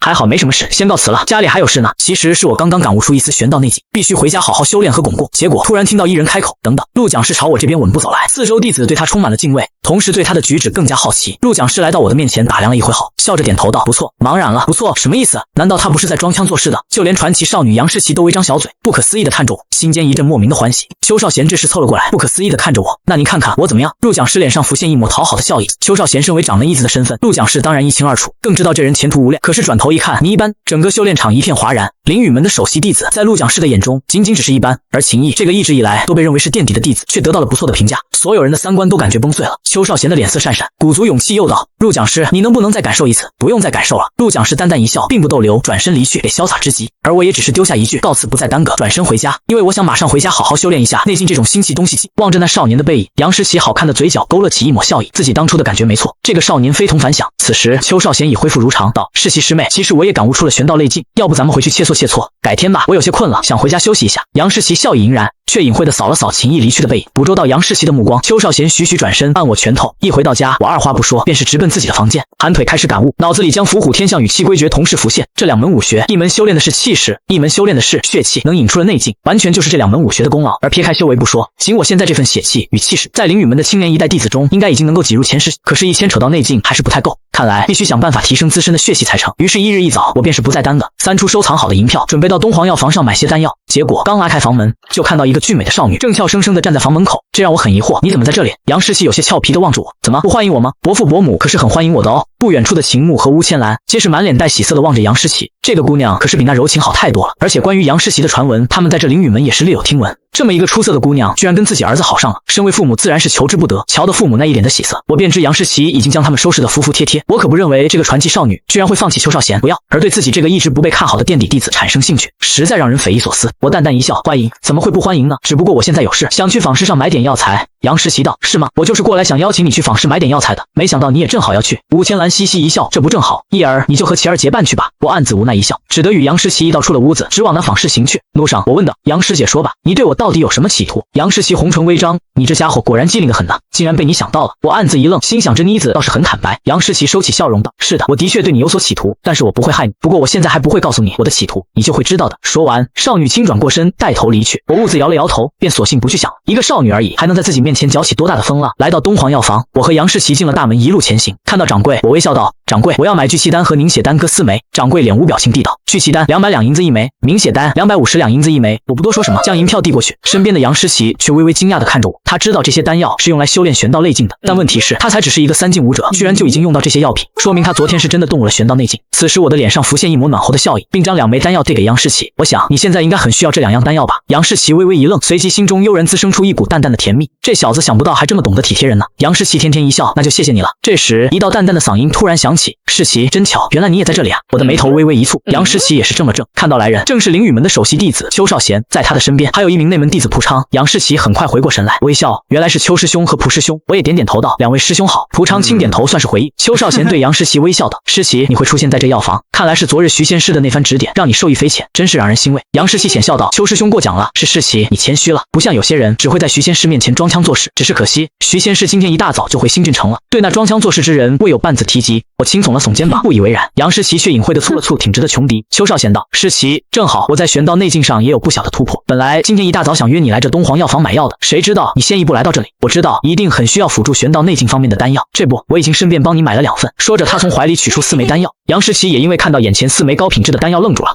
因为这4枚丹药对他的诱惑力颇大。邱少贤微笑道：“每枚丹药只需4千2银子，诗琪你就不用跟我客气了。”我则淡淡一笑，既然邱师兄送这么珍贵的丹药给杨师姐，那么我这4枚丹药就是多余的了。随即我将4枚丹药收入囊中。突然，唰的一声，一只白嫩的小手似闪电般探出，一把将我手中的4枚丹药夺了过去。在场的我邱少贤、蒲昌3人皆是愕然。而将我的4枚丹药夺取之后，杨诗琪这才意识到自己的动作似乎有些过激，脸上一片绯红，道：“邱师兄，我根基浅薄，目前引出的内劲并不强大，品质太高的丹药只怕无法承受。我想秦师弟的聚气丹和凝血丹更适合我。身为灵雨门的当红弟子，会根基浅薄？扯淡的吧！”邱少贤看出了这一切很快恢复正常，阴阳道师门舞会就在眼前，到时候秦师弟的表现应该不会令人失望吧？我淡淡一笑，会不会令人失望，到时候就知道了。说完之后，我就与杨诗琪一起离开了药房。蒲昌对邱少贤轻笑道：“看看杨师妹竟然这么不给你面子。”邱少贤缓缓摇头：“无妨，杨师妹等到舞会之后，对她的兴趣就会瞬间降至为零。”另外一边，杨诗琪突然对我问道：“还有10天的时间就是师门舞会，你报名了没有？”“还没有，不如我们一起回去报名吧。”杨诗琪浅浅一笑：“以你打败广飞的实力，在外门弟子中应该能够进入前20名。”我轻轻摇了摇头。一个时辰后，我和杨诗琪回到师门，直接去往报名处，看到排了很长的队伍。突然，一名姓常的师兄说道：“据说今年的师门舞会奖励比历届舞会都要丰厚许多。”杨诗琪笑着道：“常师兄真不愧是师门的重点培养对象，消息就是比我们灵通。透露今年的舞会奖励呗。”我望了一眼，发现那常师兄就是常金雪。4周的弟子都以崇拜的目光看着他。常金雪道：“今年的舞会只要能够杀进前50名，就能进入藏经阁第1层。”4周的弟子开始议论起来，真是让人期待。只是大家都清楚，要杀进前20名谈何容易。我眨了眨眼睛，突然感觉有些热血沸腾。然而就在这时，常金雪徐徐望来，说道：“你不要有什么指望，别忘了，我也是外门弟子，只要有我在，你就不可能进入前20名。”杨诗琪道：“常师兄，你这样公报私仇不太好。”常金雪耸了耸肩，不存在公报私仇一说，倒是杨师妹命，傍着首席弟子不要，偏要和这小子在一起。这小子哪点比邱师兄强了？杨诗琪浅笑道：“常师兄，我想和谁一起，你似乎管不着吧？”杨诗琪没有多说什么，拉住我缓缓离去。常金雪向着杨诗琪的身影摇了摇头，继续对身边弟子透露着这次师门舞会的一些信息。这次师门舞会若是能够杀入前5名，则可以获得进入藏经阁第3层的资格，还能格外奖励1000年份的灵芝一株。4周的弟子突然安静了下来，脸上皆都露出不可思议的神色，因为藏经阁第3层听说一直以来都从未曾对弟子开放过，谁也不知道里面到底收藏着怎样的武学。另外一边，我与杨诗琪一起来到报名处，领取到了一块令牌之类的东西，上面的数字代表了我们的分组。再然后我便不再耽搁，与杨诗琪道别后返回自己的家中。回到家，我就将自己关在房里，准备在师门舞会的前夕做最后的冲刺。毕竟师门舞会上高手云集，而我的目标是前3，要在舞会上打败朱强并不容易，我不敢有丝毫的掉以轻心。之后我取出聚气丹和凝血丹，二话不说全部服下。很快2股热流在我的体内游走，我有些惊讶，药力的强劲就仿佛2只火炉在腾烧一样。旋即我赶紧催动左手，一丝古老的玄气便是从左手上一冲而出，对药力压制和调和，身体再次仿佛魔鬼一般疯狂地吸收着这2股药力。一个时辰后，药力被吸收得干干净净，啪啪啪啪，我的体内再次传来一阵轻微的声响。骨骼与体质在达到饱和状态后，都达到了一种前所未有的巅峰状态，感觉不错。我感受着体内那股澎湃的血气，满意一笑，旋即轻吐出一口气，将那丝微弱的玄道内劲再次引出。与此同时，还将气归诀和伏虎天象2门武学一起修炼。毫无疑问，也只有拥有这种变态体质的我敢这么做。那丝内劲在强大的血气中欢快游走，一点点的壮大。瞧的这情景，我松了口气，因为自己知道自己在打破常规，创造奇迹，一切只源于一只神秘的左手。第3天，我总算缓缓睁开眼睛，一股强大的内劲自我体内猛然泄出，只是随意一挥手，手臂4周便是隐隐荡起一股气流，似是遁入了自然大道。成了，我的心头一喜，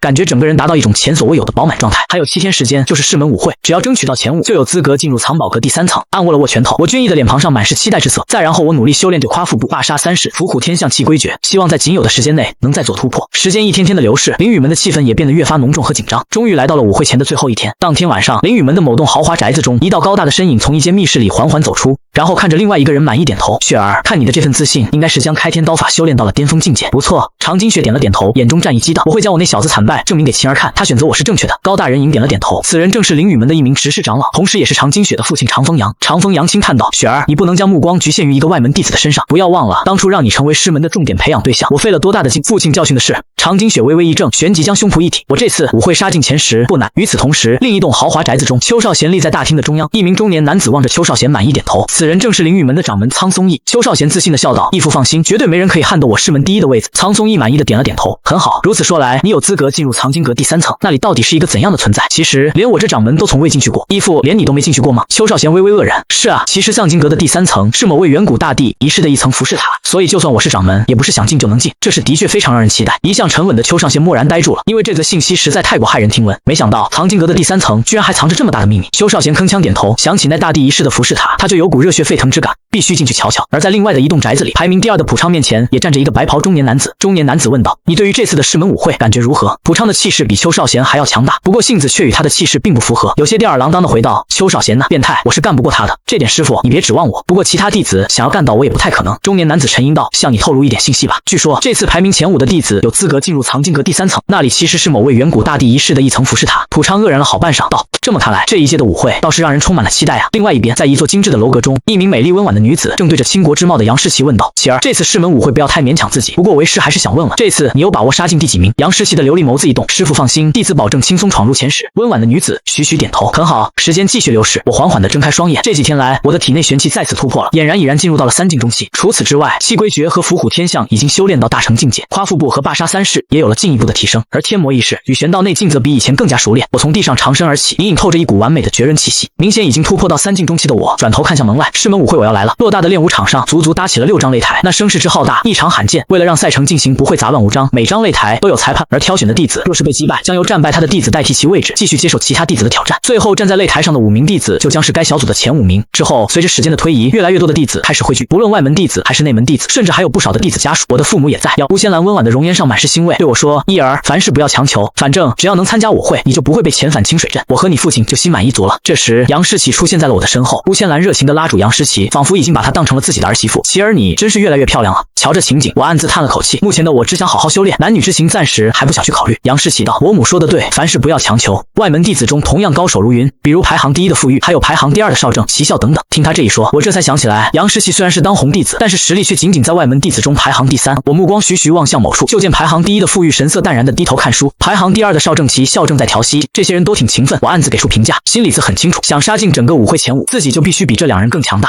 咚咚咚咚咚咚，随着擂鼓声响起，舞会第1阶段的选拔赛正式开始。一个洪亮的声音跟着响彻全场。今日是我们灵雨门的师门舞会之日，接下来的比赛将是外门弟子的选拔赛。现在选拔赛正式开始，我循声望去，不由得微微错了。说话之人就是那镇守藏经阁的郭无尘。再然后，我按照之前领取的编号来到了6号擂台之上。擂台上的比赛有条不紊地进行着，有些弟子表现出了强大的实力，有些弟子的表现却差强人意。但现在的我早已经不仅仅是2境，对付这些外门弟子其实非常轻松，而且我还能藏起自己的杀招，打起来也根本不会有任何压力。此时我一记最基本的武学打出，拳法平平无奇。看到我出拳的路人弟子一怔，还以为我是故意在羞辱他，可下一秒那名弟子已经被打飞出了擂台。此时擂台之下喧哗不止，望着擂台上显得一脸无辜的我，许多弟子又好笑又气愤。这人的拳看起来确实普通，但他也确实是用真实实力将人击败。众弟子还能说什么呢？而接下来的比赛依旧是朴实无华的一拳，还是那样的平平无奇，却似乎融入了大道之中，浑然天成。一个个弟子就这样莫名其妙被击败。我则比较低调，不想引起太多人的注意，所以都会先尽量闪避一下，表现得略微有那么一点点吃力，然后送这些同门下台。但这终究是包不住火的。擂台之下，很多观众皆张着嘴巴，震惊的说不出话来，纷纷不理解这王八拳真有这么厉害？为什么台上那人修为看起来只是强一些，却能用这么普通的一拳轻松战至现在？而故意隐藏了实力的我则很无奈。你们台下这些人的反应让我很苦恼啊！这么快就引起别人注意，只会导致后面的对手开始对我有所防备，我还怎么轻轻松松地给我下拳？哎，这就是实力太强的苦恼吗？我终于还是被自愿的感受到了。而场观战的秦牧和吴千兰此时脸上则是浓浓的喜色。吴千兰愉快地道：“看来我家一儿还是有些实力的，那是自然，也不看看他是谁的儿子。”秦牧下意识地挺了挺胸脯。另一边观看了全场比赛的常金雪此时却十分不屑地暗自撇嘴，装腔作势：“我倒是希望你能在小组上争取到前5，这样我们在淘汰赛上就能碰一碰面了。到时候我看看你还怎样在我面前装腔作势。”随着时间一点点的流逝，在第6张擂台上，我傲然地站在那里。再然后，随着郭无尘的宣布，我也因为击败了擂台上的不少对手，成功以第6擂台前5的身份晋级。这一关算是无惊无险地度过。之后的比赛便是每个擂台的小组前5，还要进行一次单对单比试，决定最终进入下一阶段的名额。随着裁判的话音响彻赛场，一道温罗的身影便轻灵跃了上来。我定睛一看，没想到我的对手居然就是那个与我一起从清水镇前来的柔情。看到老熟人的面容，我心里只能感慨，当真是天意弄人。昔日清水镇青梅竹马的一对，这会儿居然在擂台上相遇了。再加上来到灵雨门后发生的所有事，我们现在相遇就更像是一场命运的虚拟安排。而面对我，柔情的小脸上也很不自然，心中仿佛有千头万绪，最终什么都说不出来。我却非常坦然地道：“柔情，你认输吧，你不是我的对手。”柔情却倔强地摇了摇头：“你我之间必须一战。”很显然，柔情很不甘心，她不想承认自己的选择是错的。我也不再多说废话道：“既然你认为我们之间非要一战，那么就来吧。”这一次我依然没有进入空灵状态，柔情则也非常干脆地用出了她的武技——擦天手第一式千手观音。就见柔情的身形瞬间变得飘渺起来，那双纤细的玉手更是幻化出了无数只仿若千手观音一般。而场上好戏即将开场，场边的长津雪瞧得柔情曼妙的身法，脸上也不由浮现出一抹傲然，因为撒天手是他费了不少心机才给柔情弄来的一本高级武学，如今看来没有枉费他的一番心计，柔情施展之娴熟，没有令他失望。而另一边的秦牧和吴千兰瞧得台上对决的两人，心中皆都苦涩的微一叹息。昔年世人眼中的金童玉女，如今却要拳脚相向。虽然说的只是比试，但谁敢说心间没有带了一丝怨气？场上的比斗一触即发，我立刻将体内的玄气调动，夸腹部跟着就施展开来，身形变得飘忽不定，居然一点都不弱于柔情。柔情突然有些慌乱，一掌拍来，却拍了个空打在地上。偌大的擂台似是承受不住柔情的纤纤玉掌，猛然一阵抖动。这名女子好强，四周观战的弟子倒吸了一口凉气。这一掌只怕三境中期的修为都未必能扛得住。我的心中则略微升起一丝无奈，平静地打出了一拳霸王拳。之前台下看过我战斗的众弟子们，此时心里都不由得咯噔一下。虽然这拳还是那样普通到仍然有不少弟子会叫他王八拳，但不知道为什么看到台上的这人打出王八拳，还是会觉得大事不好。而台下弟子没有实感，不代表柔情没有，他莫名就感觉到了拳头上不凡的威压，心头就是猛地一跳。撒天手第二式妙手梅丘，柔情的纤手上掌风劲爆，硬生生抵住了我的霸王拳，跟着就是狂风暴雨般的攻击打来。我则脚踩着夸腹部，身形急晃间就轻易躲过了柔情的攻击，还神色漠然望着对方。柔情，你认输吧，你真的不是我的对手。场下的长津雪当即不满地叫道：“小子，你少在那里玩心理战，你所说的都是废话。你要情妹认输，唯一的办法就是击败他。”擂台上，我不为下面的言论所动，一脸平静地望着柔情道：“身为同乡，我已经好心提醒过你，既然你不愿信我的话，那我可就不客气了。”撒天手第三式阎罗锁魂。此时柔情并未作答，即便他刚才硬扛住一击霸王拳，但心中却已经隐隐感觉到了实力的差距。此时他婀娜的娇躯如蛟龙出海一般，一双玉掌滑动着玄妙的轨迹，狠狠切向我去。跟着柔情的身形竟是1分为2， 2分为4， 4分为8，并且还在以此循环，越给越多。一瞬间，擂台上出现了无数柔情的身影，虚虚实实，齐齐朝我狂攻而来。台下观战的弟子却看得我闭上了眼，纷纷惊愕地张着嘴巴，难以置信。一耳，就连远处的秦牧和乌千兰都双双站了起来，脸色瞬间变得无比惨白。跟着就见我简简单单地打出一拳，而这一拳虽然还是霸王拳，可是却跟之前有所不同，赫然是我领悟出的霸杀三式。霸杀三式一出，威能便开始激荡。如果说之前的霸王拳只是让观众隐隐觉得不妙，那这一次的威能显现就是实打实地让人感觉到威胁，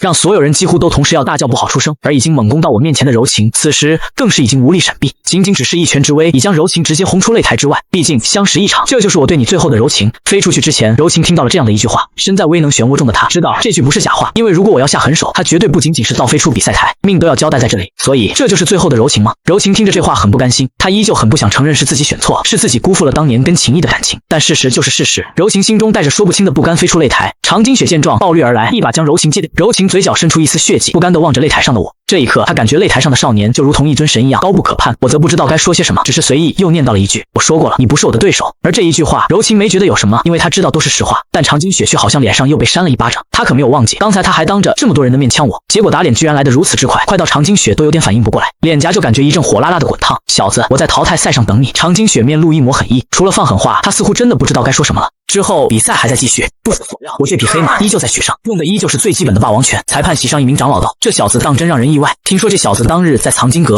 只选了一本根本无法修炼的天魔七式，否则只怕会更惊艳。”郭无尘不无遗憾地轻叹了口气道：“不过这小子确实不错，竟然将最基本的霸王拳硬是修炼到了巅峰境界。”这一刻，郭无尘仿佛又会想起第一次见我时，感受到左手上那让人难以理解的骨势。那一瞬间，真的是错觉吗？郭无尘开始对自己的感觉产生了怀疑。此时，擂台之上又一位我的对手已经上台，赫然就是傅宇，外门弟子中排行第一的人。台下有不少支持傅毅的人喊道：“傅师兄，打败那小子！”无数跟我有关系的人，包括我的父母、柔情、长津雪等等，都对这场我对争外门第一弟子的战斗感兴趣。感受着场上的火爆，我标枪一样站在台上，不为喧哗声所动。傅宇微微一笑，性子十分干脆，整个人便是如豹子一般的暴射而来，周短拳狠狠击向我的胸口，果然比柔情要强大很多。我迅速将体内的玄气调动，才堪堪躲避开了傅玉的攻击。傅玉由衷一赞了一句：“不错。”双拳继续轰出，却见前方的我仿佛背后长了眼睛，一拳已经狠狠还击。拳头未到，劲道的拳风快到根本无法闪避，已然轰在了傅玉的胸口上。擂台之下立刻一片哗然。天哪，这小子居然还是用霸霸王拳。不可思议的是，还将傅玉轰得连连倒退。但很可惜，这一拳只是将傅玉击退，并没有直接将他击败。正当傅玉揉着胸口，脸上微微有着震惊之色，打算冲头再来时，我却已经再次轰出一记霸王拳，赫然就是我试他后的真正攻击。霸杀三式，在这一刻也完全进入了战斗状态，体内的玄气疯狂飞动而起，脚踩胯腹部，身躯刹那间滑出了数丈远，躲避开傅玉狂攻的同时，爆发力极强的一拳，再次让傅玉避无可避。傅玉根本无法抵抗的被轰飞出比赛台，满场瞬间鸦雀无声，一拳失态，一拳败敌。面对外门弟子第一，一场让无数人期待的战斗，结果却是以这样碾压式的过程结束。全场弟子已经不敢相信自己的眼睛，站在台上的那个少年真的是全师门所谓的垫底吗？他到底扮猪扮了多久才能这样赤火？所有人都感觉自己的三观被颠覆了，就连看台上的裁判长老们都微微骇然。这是本次舞会上一匹真正的黑马，单单是使用霸王拳就以压制之势碾压进入下一轮。郭无尘有些兴奋地说，也许这小子会改变我们灵雨门的习俗，让灵雨门的弟子从此对基础拳法霸王拳重视起来。之后擂台上的战斗并没有因为我战胜傅玉而停止，但之后的战斗也没有让我遇到任何困难，我居然以小组第一身份出现，这是所有人都没有想到的。我的父母更是因此开心了好久好久，要不是因为不敢在师门的场地上过于张扬，他们肯定会跳起来为我鼓掌叫好。我下台后，杨诗琪在人群中发现了我，于是立刻追了上来，恭喜你以第一的排名选入内门弟子哦。我含笑点头，杨师姐这样与我套近乎，多半是冲着某个目的而来的对吧？所以你对我到底有什么企图？杨诗琪哭笑不得地道，很快你就会知道了。不远处的邱少贤望着我和杨诗琪的身影，隐晦地抽了抽嘴角，这小子选拔赛上的表现，不过接下来你不会再这么好过了。旁边的普昌咂了咂嘴，其他我不关心，你也知道藏经阁的第三层其实是某位太古大帝遗留的一层服饰塔，我只关心进入第三层的事情。之后按照灵雨门高层的安排，在选拔赛和淘汰赛开始前，弟子将会再休息一晚。房间里，我坐在床上淡淡一笑，轻松选入内门弟子，这个结果不错，但我的目标不止于此。藏经阁第三层里到底有什么东西？为什么当日在报名处听常金雪提起藏经阁第三层时，我会有一种别样的感觉，就像我有什么东西遗失在了那里一样。我蹙眉沉思许久，没有得到答案，旋即屈膝盘坐，缓缓闭上眼睛开始修炼。我现在的修为是三境巅峰，而三境与四境之间隔了一道鸿沟，让人难以跨越，这便是玄者和玄士之间的区别。但是我不气馁，继续抓紧时间提升实力，明天的比赛难度将会提升不止一个档次，我也需要继续调整好身体的状态。就这样过了一晚，翌日一早我照例来到了练武场，发现和昨天一样，练武场上人声鼎沸，喧哗不凡。今天是师门舞会的第二个环节淘汰赛，按照规定，昨天选拔赛上胜出的30名弟子将挑战从原内门弟子中挑选出来的30弟子，去争夺最后的前20名。这里有个特殊情况，就是原内门弟子的前5名则是不接受这一个环节挑战的，他们将直接进入最后一轮的排名赛。也就是说，其余人争夺的前20名名额其实只有15个。我正在看板前细细了解情况，便听到一阵震耳欲聋的擂鼓声响起，淘汰赛正式拉开帷幕。之后各弟子按照裁判念到的号码开始对战，直到裁判叫到132号对决21号，我松了松筋骨，走上赛台准备大干一场。结果让我万万没想到的是，长老，我弃权了。我连自己对手的脸都还没看清，就听到本该是我对手的弟子对裁判道，我微微有些错愕，什么鬼啊？我昨晚专心准备，想着今天会是一场硬仗，在这一刻看起来有点像个笑话。弃权的兄弟，你上来让我揍一顿解解气行吗？我靠！不过郁闷归郁闷，对手主动认输其实是件好事，我多休息一场没什么不好的。结果下一场裁判念到我的名字，再次大刀阔斧龙行虎步的走上台，台下又传来同样的声音，长老，我弃权了。我一口气憋在胸口，想吐不出来。虽然别人弃权对我来说其实算是一种敬意，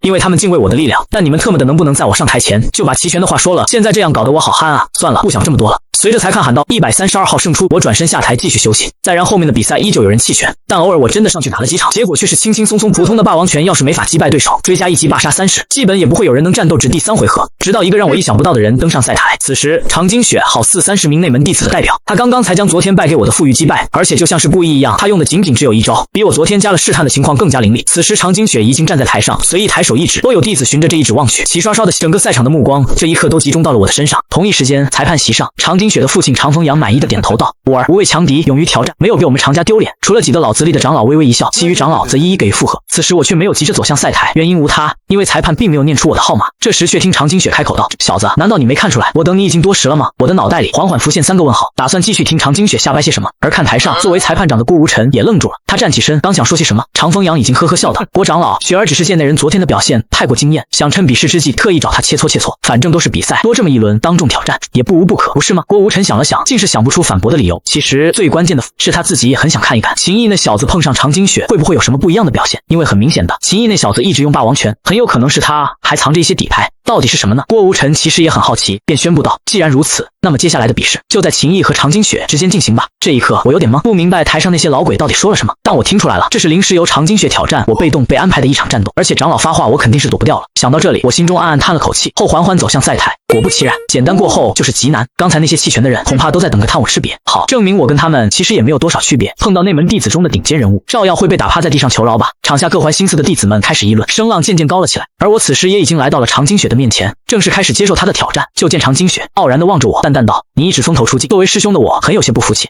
所以我只能在这里直接点名与你比试。很显然，这一天他等得太久，尚在我第一次拒绝向他投诚是好事，他就想狠狠地教训我一顿。现在这一天终于到了。此时常金雪表面从容，心里却很激动，因为他知道一会将我轻松打败的时候，四周的观众一定会努力为他喝彩。一想到这一点，常金雪的血液就抑制不住沸腾起来。他指向我：“你的霸王拳在傅玉的面前耍耍还行，但是要在我面前想搅起什么风浪？小子，你的黑马之路已经走到头了。”话音刚落，常金雪的身上便爆发出一股暴力之气，整个人饿狼般的朝我爆射而出，好气势！台下观战的众人都忍不住喝彩，我却是猛然暴退道：“常师兄且慢！”常金雪一愣，停住攻势。台下的众人也是愣住了，不解地望着我。常金雪微仰的头，用鼻孔淡淡看着我：“你想做什么？认输吗？”可是我并不想轻饶你。此时他的良好感觉已经攀升到了一个顶点，我则微微愕然，差点笑出了声来，摇了摇头：“认输自然不是。”旋即我的目光扫了扫擂台下的众人，轻咳嗽一声，问道：“常师兄，我记得你的开天一共是13式，对吗？”常金雪蹙眉点头：“是。”小子，你想干什么？我淡淡的说着。那么为了表示对常师兄你的尊重，我先让你实试。你……常金雪愣住了，血气瞬间上涌，让我实试。这小子吊足了所有人的胃口，原来是想狠狠的羞辱自己，居然还在美其名曰尊重。台下观战的众人嘴巴错愕的蓦然张开，仿佛看怪兽一般的看住了我。常金雪的强大，刚才大家都见识到了，现在对手却主动提出让他实试。望着那擂台上的少年，众人突然觉得他是全天下最愚蠢的少年。常金雪怒火滔天：“小子，你这是在找死！”说完，开天第一式施展出来，凶狠的杀意向我奔涌而来。我淡淡一笑，脚踩跨腹部，身形如青焰般掠出，躲避开常金雪狠辣的攻击，同时嘴里在数着第一式。望着我轻灵的身法，裁判席上的诸位师门高层都微微错愕，隐隐感觉有些熟悉，但一时又想不起来那是什么身法，惹得每个人的心中都有些怪异的感觉。擂台上的常金雪也很愕然，继续叫嚷：“小子，找死！”常金雪手中的刀芒大盛，再次奋力朝我狠劈而去，强劲的杀意浩荡而开。第二式，我依旧脚踩跨腹部，轻松躲避的同时，嘴里淡淡的念叨着。再然后，常金雪浑身上下暴力之气涌现，再次朝着我疯狂杀去。小子，敢这般辱我，我会让你付出10倍的代价。我则从容不迫，身子在常金雪的刀口下侵略而出，继续说着：“第三式，你去死吧！第四式，我要剁了你！第五式。”整个练武场上安静极了。望着擂台上的厮杀，所有人都感觉陷入到了梦境中一般。1个月前还是外门的垫底存在，1个月后居然在师门的舞会上，不仅一路高歌猛进，出尽风头，这会儿更是直接让常金雪实施。常金雪那可是师门的重点培养对象，一直以来都是十分惹眼，甚至让柔情一到来，便不顾于我在清水镇内青梅竹马的情分，毅然决然地撇下那个少年，与常金雪在一起。常金雪的优秀完全可以想象，而现在的柔情望着擂台上那道清灵的少年，心狠狠地抽动着。他第一次意识到自己当初的选择错得离谱。那少年羸弱的身影伟岸得如同泰山一般，另一处的杨诗琪也在狠狠地错愕了一会儿后，精致的小脸上浮现起浓浓的喜色。之前他还在担心我会被常金雪暴虐，现在看来这家伙原来一直在扮猪吃老虎。裁判席上，常风阳站起来高叫道：“该死的，这小子，你这明显就是在拖延时间！”我却不为常风阳的叫喊所动，轻松躲避常金雪的攻击，继续数着。第8式，常金雪的脸庞憋得通红：“你去死吧！”杀气滔天，只是我脚踩跨腹部，瞬间斜射出数丈远，依旧轻易将常金雪的攻势躲开。第9式，裁判席上的常风阳放声高喝：“你小子若是还不出手，这场比试就判你输了。”刚好实施。就在这一瞬间，我突然从容一笑，要我出手又有何难？说着，我突然一拳打出，拳头的四周形成一股强大的气流，随着我的拳头狠击而出。这时，裁判席上的灵女们诸位高层皆身躯一震，郭无尘霍地站了起来，脸上满是抑制不住的激动之色。这竟然是……与此同时，台上的常金雪脸色大变，只觉得突然胸腔内血气翻腾，呼吸困难，一股巨大的威压如同山岳倾压，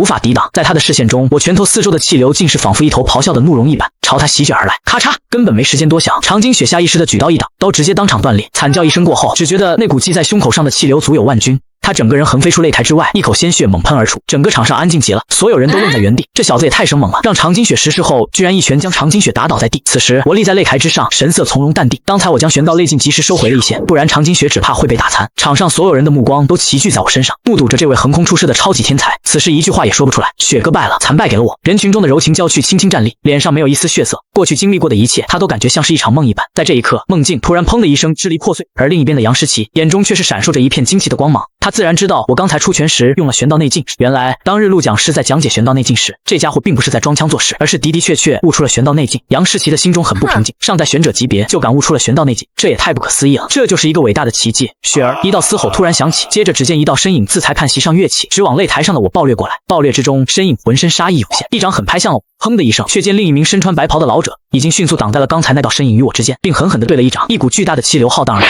黄袍男子横飞而出，白袍老者也是倒退几步才稳住身形。常风阳居然对一名弟子下手，你想干嘛？白袍老者怒喝，声音苍劲如雷。很显然，攻击我的人正是常金雪的父亲常风阳，而保护我的则是舞会的裁判长郭无尘。常风阳从地上爬起来，模样有些狼狈，感受到郭无尘浑身透发出了的强劲威压，常风阳不敢有丝毫的造次道：“郭长老，此子心狠手辣，出手就将雪儿重创，我要将他的修为废除。”胡说八道！到底是谁心狠手辣？他若是不迅速收回内劲，只怕常金雪就不是重伤那么简单了。郭无尘脸沉如水，目光灼灼，再也没有平时的半点慈祥。在灵雨门，郭无尘是年纪最长的长老，身份地位仅次于苍松义，而他长风阳仅仅是一名新晋的执事长老，所以郭无尘的话，长风阳得听。况且说的这般有理有据。不过郭无尘也不想把事情闹大，便轻喝道：“还不快去看看你儿子的伤势！”旋即一场风波就此平息了下来。之后我会继续有条不紊的进行，与我对决的弟子不是被轻松打败，就是干脆直接认输，连战一战的心都没有。大半天的时间，这淘汰赛的比试终于结束。闯入前20名的弟子有我、傅玉、杨诗琪、邵正奇、邵广、飞柔情等等。因为这一环节是淘汰赛，因此目前倒是没有排名次。而如果按照实力，常金雪显然也有杀入前20的资格，只可惜他一心想侮辱我，反而被我强势重创。此时在练武场的某处，上次排名全师门青年弟子排名第5的易灵，一对灵动的眸子轻轻眨巴着，露出震撼之色。排行第2的蒲昌淡淡一笑，雕虫小技而已。邱少贤什么都没说，只是淡淡一笑，但对自己能保住排名依旧很有信心，毕竟他还是凤凰城的5大青年天才之一。排行第3的汤汉干冷冷道：“这次的排名比赛，我只做2件事，第一件就是将那个秦乙打残，第2件事就是将邱师兄第1的位置争夺过来。”此话一出，其余4人都惊奇地看着汤汉干。众人知道汤汉干是武士，平时除了钻研武学与修炼之外，极少与其他弟子来往。上一届舞会，他横空而出，将原来排行第3的宣明硬是挤到了第4。邱少贤摇了摇头，我突然想起一件事，你是常金雪的表哥，将秦乙那小子打残，这个和我没有半点关系。至于能不能将我在第1名上拉下来，就要看你有没有这个实力。而站在人群中的我，此时却是半点都没有察觉到，接下的排名赛中已经有一个强大的敌人在静静等待着。房间中里，我坐在床上，认真分析自己目前的处境。师门青年弟子的前5名，每个人的实力都深不可测。我估摸着，目前的自己就算底牌进出，仍然不是对手。如果想争夺到前5，至少要突破玄道4境。我轻吐出一口气，开始继续认真修炼。数个时辰之后，我有些无奈地睁开了眼。3境到4境确实跨度太大，这一时半会真的无法突破，这就是玄者与玄师之间的阻碍。我轻叹了一口气，还好师门舞会的最后一个环节，为了让弟子充分做好准备，定在了10天后，我还有时间想想办法。再然后，我想起了自己比较薄弱的天魔气势修炼，演练了30遍后，我才感觉自己对天魔气势又有不小明悟。这套天魔武学一共7式，而目前只有1式习。我坚信天魔气势绝对是一套绝学，只是直到现在，我这张残页会出现在藏经阁第1层，仍然充满了疑惑。难道是因为左手的原因？我嘟囔着看向自己的左手，难道说天魔气势有可能是因为左手才出现的？随即我摇了摇头，放弃这些胡思乱想。屋外突然响起一道叫唤，出门后一看，让我一愣，居然是广永高。然后就见广永高吞吞吐吐的道：“虽然你在舞会上痛痛快快的虐了我一顿，但这师门所有的弟子中，我最佩服的还是你。这不，一有事情我马上就想到了你。我一头黑线，你广永高不恨死我就差不多了，居然还会想到我，你这前后反差也太大了吧！加上你这心虚的模样，我要是看不出来你有问题，我岂不是成白痴了？”我正色道：“到底出了什么事？”广永高愤慨道：“有几名从五仙山下来的弟子到我们灵雨门挑战，现在我哥哥和傅玉他们都惨败当场，其中有一个女弟子修为十分恐怖，指明要挑战你。”我皱了皱眉，五仙山不就是仙石宗的地盘吗？居然有人点名要挑战自己，看来不得不去看一看了。而广永高见我答应，也有了底气。不一会儿，我随着广永高他们来到练武场上，那里早已经喧哗一片。因为灵雨门与仙石宗的关系素来不错，所以2大宗派高层允许宗中弟子友好切磋。只不过，就算是挂着切磋之名输了，人会很丢脸。然而刚到演武场，我就听一群仙石宗青年弟子道：“这灵雨门的新一代弟子感觉有点弱啊。”我定睛一看，说话那些路人前面领头的不正是之前在魔峰山遇见的绿衣女子，而她的身边还站着另外一名少年，两人的气息自然不俗，尤其是旁边那个少年，浑身上下都隐隐有着一股让人喘不过气来的威压。我挥了挥手道：“原来是季诗轩啊，上次我分走那颗寿丹，所以是你要挑战我吗？多大仇啊！”说完，我转头看向灵雨门这边，发现广飞、傅玉等人都已经有伤在身。天生冷漠的广飞见我到场，冷酷的脸庞上隐晦的掠过一抹激动，仿佛抓到了一根救命稻草一般。这一幕我当然看在眼里，心想原来广永高慕强的性格，他合着是你们广家遗传是吧？见我弱就打压欺负我，知道我强就想着来依靠我。虽然这说不上是什么过错，但就是让我心里面觉得怪怪的。而其他的诸人脸上也明显流露了喜色，显然没人会希望以举灵门弟子的身份丢脸。1个月不见，出露的更加美丽的季诗轩道：“你终于出现了。”旁边的少年则有些轻蔑：“季师妹要切磋的人就是他，我觉得还是让邱少贤出来吧。”而季诗轩却自打我出场之后，眼中就一直噙着一抹战意，仿佛看到了猎物的猎人一般。这时广永高响声提醒，我们这边几人都是被季诗轩打伤的，他一人只出1剑，就单挑了我们这边好几人，一剑就将广飞和傅玉等人击败。我看向广飞等人，眉头微蹙，怎么越来越感觉你们就是小喽啰来着？等等，如果他们是小喽啰，那我之前岂不是小喽啰中的小喽啰？可可，我轻咳一声，思绪回到当下。季诗轩道：“秦毅，魔峰山一别，你还好吗？”季诗轩来到我的身边，灵动的眸子中全是欣喜和战意。我淡淡道：“还好，承蒙牵挂，快出剑吧，我赶着回去睡觉。”我这话绝对不是虚言挑衅，我这一天天的努力修炼，刚刚才从房间里被广永高拖出来，现在困得不行，我是真的想回家好好睡一觉。却听季诗轩道：“好，你要是能打败我，我就许你1世前程。”什么鬼东西？难道是因为我太困，所以出现幻听了？怎么就许我1世前程了？咋的？这位姑娘，你今天来我们雨灵门是打算明媒正娶的将我娶回家吗？这话怎么听起来这么奇怪？季诗轩却不管这么多，已经抽出了手中仙剑。我懒洋洋道：“行吧，赶紧打完，赶紧收工。”季诗轩的性子则是颇为干脆，高喊一声：“仙石开天辟地斩！”这一嗓子差点把我的困意喊跑，太羞耻了！合着你们仙世宗用些什么招式就一定要喊出来吗？这也太羞耻了！再然后我就看到了刚才广永高口中1剑拜进雨灵门弟子的威能，这一剑的威力着实不凡。但是不好意思，我也已经不是1个月前的我。季诗轩的1剑天地失色，我则平静地打出了1拳，而这一出手便是霸杀30，拳劲与剑光碰撞，荡起了整整1圈的冲击波。季诗轩笑道：“1个月不见，你果然强大了不少。”我没有针对这话进行回答，不过得到这位大美女的夸奖，我虽然没反应，但场边的其他弟子却在暗暗惊讶。没想到秦毅当真如此强大，居然连这样一位实力强劲的少女都在夸赞，而且听他们刚才的对话，好像认识。果然强者都只会跟强者交往，好羡慕啊！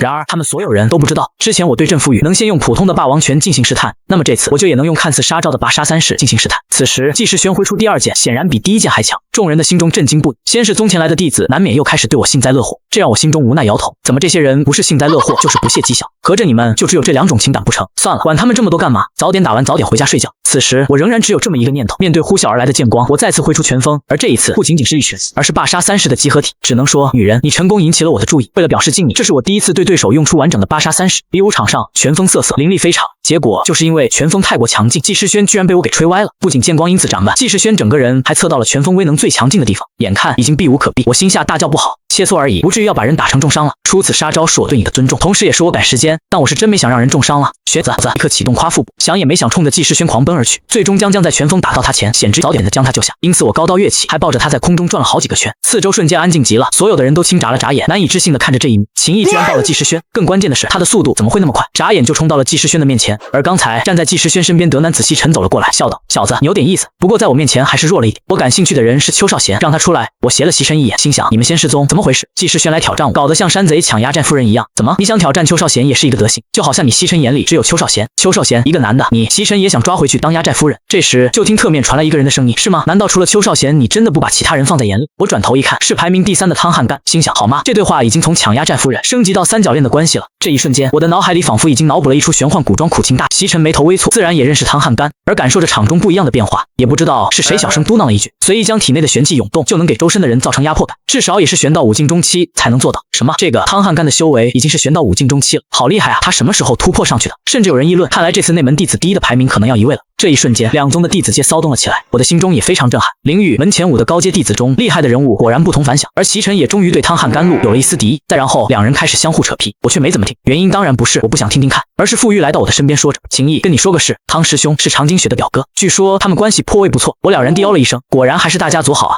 哪都能是他们自己家的亲戚，只要关系好点，遇到什么事都能有家人帮忙。结果就是，虽然不知道汤汉甘跟席晨扯了什么，但此时汤汉甘却看向我道：“你打伤常金雪的事我点下了，10日后的排名赛，我会亲自替表弟报仇，希望你到时候不要让我失望。”闻言，我一脸无奈，刚刚还心想有家族也挺好的，现在苦果就掉到我的头上来了。我孤家寡人一个，对付你们这些有家族的，果然是打完小的就来老的，没完没了了。这事要不你们忍忍，等我发育的几年，我直接把你们整个家族都挑翻了，好不好？见我若有所思的模样，汤汉甘脸上的寒意更盛，便没有再理会我，转身淡淡望向了仙师宗的弟子，而一直期待着能跟我说话。季世轩见没人再搭理我，这边刚要开口，却见我毫不留恋的转身就要离开，立刻忍不住道：“秦毅，你要走了？”“是啊，之前不是说了赶着回家睡觉，我好困啊。”少女精致的小脸上噙着一抹失望，看上去却是那样的动人。季世轩连忙知道我的身边道：“刚才我也说了，只要你赢，我就许你一世前程，你忘记了？所以你刚才不是开玩笑的？”“当然不是，其实是这样的，我叔叔季战天在新郡城天心府，早在2个月前他就已经飞鸽传书到我家中，说不久后会来这凤凰城，并且要对凤凰城的5大势力好好考察一番。而叔叔的另外一个目的，其实是想在灵雨门、仙世宗、千秋阁、元星宗、玄阳府这5大宗派之中挑选一位优异的青年弟子入天心府。”听到这里，我眉间轻挑，有些动容。要知道，天心府是一个很神秘的强大存在，更是凤凰城中每一个修炼者的梦想。要是能够进入其中，将来的修炼之路肯定能走得更远。也就是说，新郡城绝对不是小小的凤凰城可比拟的。我疑惑地看向季世轩道：“所以你的意思是想将我推荐给你叔叔？”季世轩小记竹你般的点了点头。叔叔要找的人是有潜力的弟子，而你的潜力比剑师兄都强，我不推荐你，又推荐谁？季世轩口中的剑师兄，无疑就是凤凰城5大青年天才之首的剑飘零，这人正是他们仙师宗的师兄。而让我没想到的是，季世轩居然拿我跟他比，而且还更看好我，这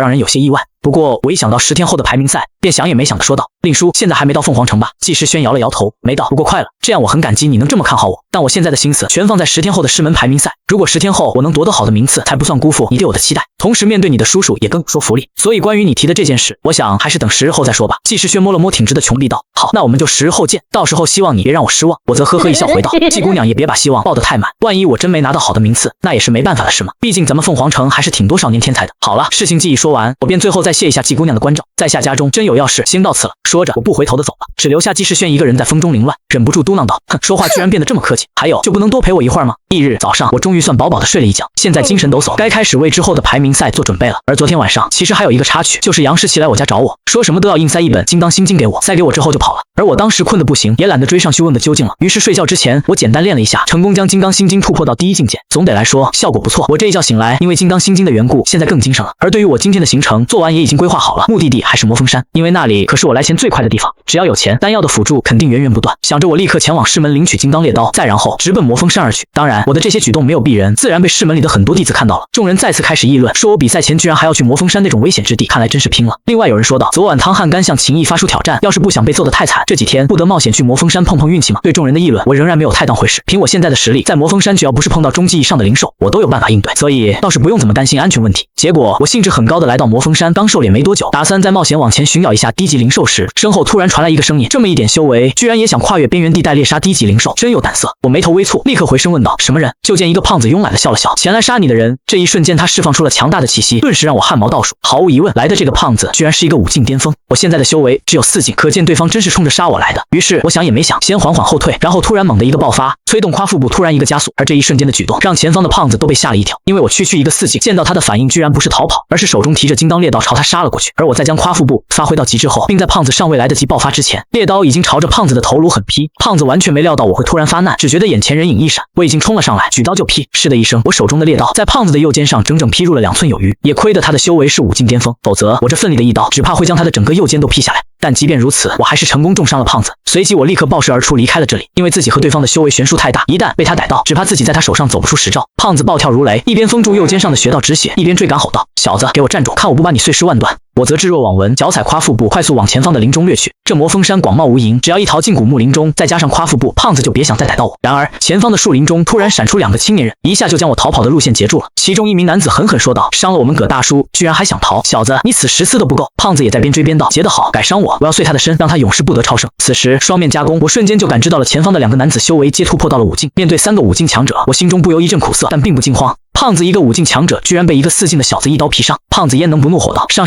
将这小子灭杀掉！随即3人一起脸色狰狞的朝我缓缓逼来，我轻痛的吞口水，不敢有丝毫大意。此时我突然动了，身躯爆射向左边的男子，而且一出手就是最强底牌，8杀3式第一式，我的身躯刹那间冲到了那名男子的前面，仿佛勾动了天地的一拳，狠狠打了过去。在我的空灵状态的锁死之下，简简单单的一拳直直轰在青袍男子的胸口上，咔嚓一声脆响，男子的胸口都猛地凹了下去，直接将那男子打出近10丈远，倒在地上再也没有丝毫动弹，一拳毙命，太劲爆了！剩下的男子和胖子皆都愣住，都不明白这小子怎么会有这么强的爆发力。拳风呼啸，我没给对方思考的时间，拳头仿佛是这片天地间的唯一，再次一拳打出，8杀3式第2式。身后的胖子终于回过神来，顿时眼眶呲裂，想要救另外一名男子于我的拳头之下，只是一切还是晚了。我的拳头刹那间就打在那名袍男子的胸口上，轰出了一拳气浪，一阵骨骼断裂的声音传来，依然是一拳毙命。瞬息之间，2名已经突破到5境的高手居然被我干净利落的爆杀，这是连我自己都没有想到的。我转头看向那名胖子，却没有轻举妄动，毕竟他可不是刚刚进阶5境的人，我还是有所忌惮的，因此不到万不得已，我是不会将第3拳打出去的。此时胖子低沉的声音响起：小杂种，你藏得好深啊，表面上看是悬到4境修为，可真正的实力却堪比5境中期。小杂种，知道吗？你敢带杀的都是我的侄子，接下来我会让你求生不得，求死不能。我冷声道：到底是谁请你们来击杀我的？是灵雨门的长风阳吗？胖子的嗓音仿佛冰封一般，你马上就要大祸临头了，还有心情关心是谁请我们来击杀你的吗？小杂种，你认命吧！胖子突然暴喝，大手直往我拍来，那手掌刹那间就扩大了好几倍，直往我猛拍而来。感受到那巨掌强大的掌力，我急忙将夸腹部施展而出，身形唰的一声，险而又险的从巨掌之下掠过。5境巅峰的玄势确实很强，仅仅一个瞬间，我就惊出一身冷汗。一掌之后，胖子的手掌又是恢复到了正常手掌的大小。胖子咆哮着，还是和第一掌一样，仿佛是破碎了一方虚空，那掌劲比第一掌还要大上许多。我不敢有丝毫的耽搁，只是本能的将夸腹部施展而出，巨大的手掌贴着我的衣襟拍下，嗨出了一声轰然震天的巨响，实在太惊吓了。我倒吸一口凉气，万万想不到胖子所修炼的武学居然这么惊艳，加上他5境巅峰的修为，我取胜的可能性是0。迅速做出判断后，我知道就算夸腹部是一门顶级武学，要从对方的眼前逃逸，机会也十分的渺茫。此时胖子满腔都是对我的仇恨，大罗天手第3式打出，朝我狠抓而来，掌劲居然直接凝聚成了一只大手印，我震撼的难以附加，立刻不敢有丝毫怠慢，将夸腹部发挥到极致，在空中直接化成了一道残影。金光巨掌硬贴着我的身子猛抓而过，差一点点就抓到我了吗？望着远处脸蛋已是红扑扑的我，胖子也颇为震撼。大罗天手第4式发动，胖子右手再次一抖，一片金光一闪而没。不过他这一抖，竟然什么都没有发生，我立在原地已经将体内的玄气催动到极致。此时我头顶的上空中，一股巨大的威压浩大而下，我连想都不想，身形便暴掠而出。结果我刚刚一离开，他一只巨大的金色手掌印便是狠狠拍下，那力量让整个地面都跟着一阵抖动。毫无疑问，这将是一场无比艰难的战斗。随即他又一掌拍出，金光巨掌印悬浮在空中，再次形成天灭众生之势。感受到头顶上金光巨掌印的威压，我急忙再次将夸腹部发挥到极致，身形爆射而开，砰啪！金光巨掌印再次擦着我的身子，狠拍而下。这胖子施展出来的大罗天手第4式相当可怕，那大手印的面积巨大，速度又快，我每次都只能将夸腹部发挥到极致，才能看躲避看。此时心想，若是继续这样战斗下去，以这大手印的力量，用不了多久，就算不死，我也会被其拍成重伤。但即便如此，我依然没有丝毫办法，只能努力施展夸腹部，亡命躲避。此时，胖子望着狼狈不堪的我，心情十分愉快。随着战斗的推进，我那只有玄道4境初期的修为，体力很快达到承受的极限。豆大的汗珠已经渗出了我的体表，我咬紧牙关想到不能停下来，否则必死无疑。胖子此时狂笑不止，很快他的大罗天手已经来到了第13手，带着滔天的杀机猛拍而下，而我则再次死里逃生，身子几乎是贴着金光巨掌爆掠而出，那巨大的威压仿佛大浪一样将我猛掀了出去，将我的身体都差点压龟裂了，太惊险了。这时的我脸色惨白，四肢冰凉，使劲吞了口水，对自己现在的处境简直快要绝望。我已经到了竭力的边缘，再这样下去，只怕再坚持不了2手就会死在大罗天手之下。我咆哮道：我绝对不能死在这荒山野外！再然后，我凝聚起全身的最后一丝力量，施展着夸腹部，又一次从大罗天手下逃了出来，并且只是施展了这一次之后，我整个人都彻底虚脱了。此时我苦涩一笑，骨头都几乎散架了。浑身剧痛无比，胖子徐徐踏步而来，脸上满是残酷的笑意。这小子不仅一刀差点要了自己的命，还将他的2个侄子暴杀。现在他终于躺在地上，任凭自己处置，怎能不让人愉快？这样不凡的少年，若是碎了他的肉身，将其灵魂熔炼进兵器中，说不定能造就出一件盖世神兵。想到这一点，胖子不由目光灼灼，兴奋地搓了搓手。这一刻，他甚至觉得之前被我暴杀2个侄子算不了什么，还大大的壮。要知道，在上古年间，一件神兵可抵上百万雄师。望着胖子一脸的虐意，我的心中十分不甘，真想暴跳起来一霸王拳将他轰飞。只可惜我整个人已经彻底虚脱，连爬都爬不起来，更别说出拳了。突然，我感觉到体内微微涌现出一股热流，令那已经达到了极限的身体忽然放松了下来，整个人如沐春风般的舒坦。什么意思？难道是因为身体达到极限，让夸腹部突破了？我轻眨了眨眼睛，想到这一点，急忙暗暗感受了一下身体，发现之前虚脱出去的力量，竟然不知何时已经倒流了回来，只知以前还要大上许多。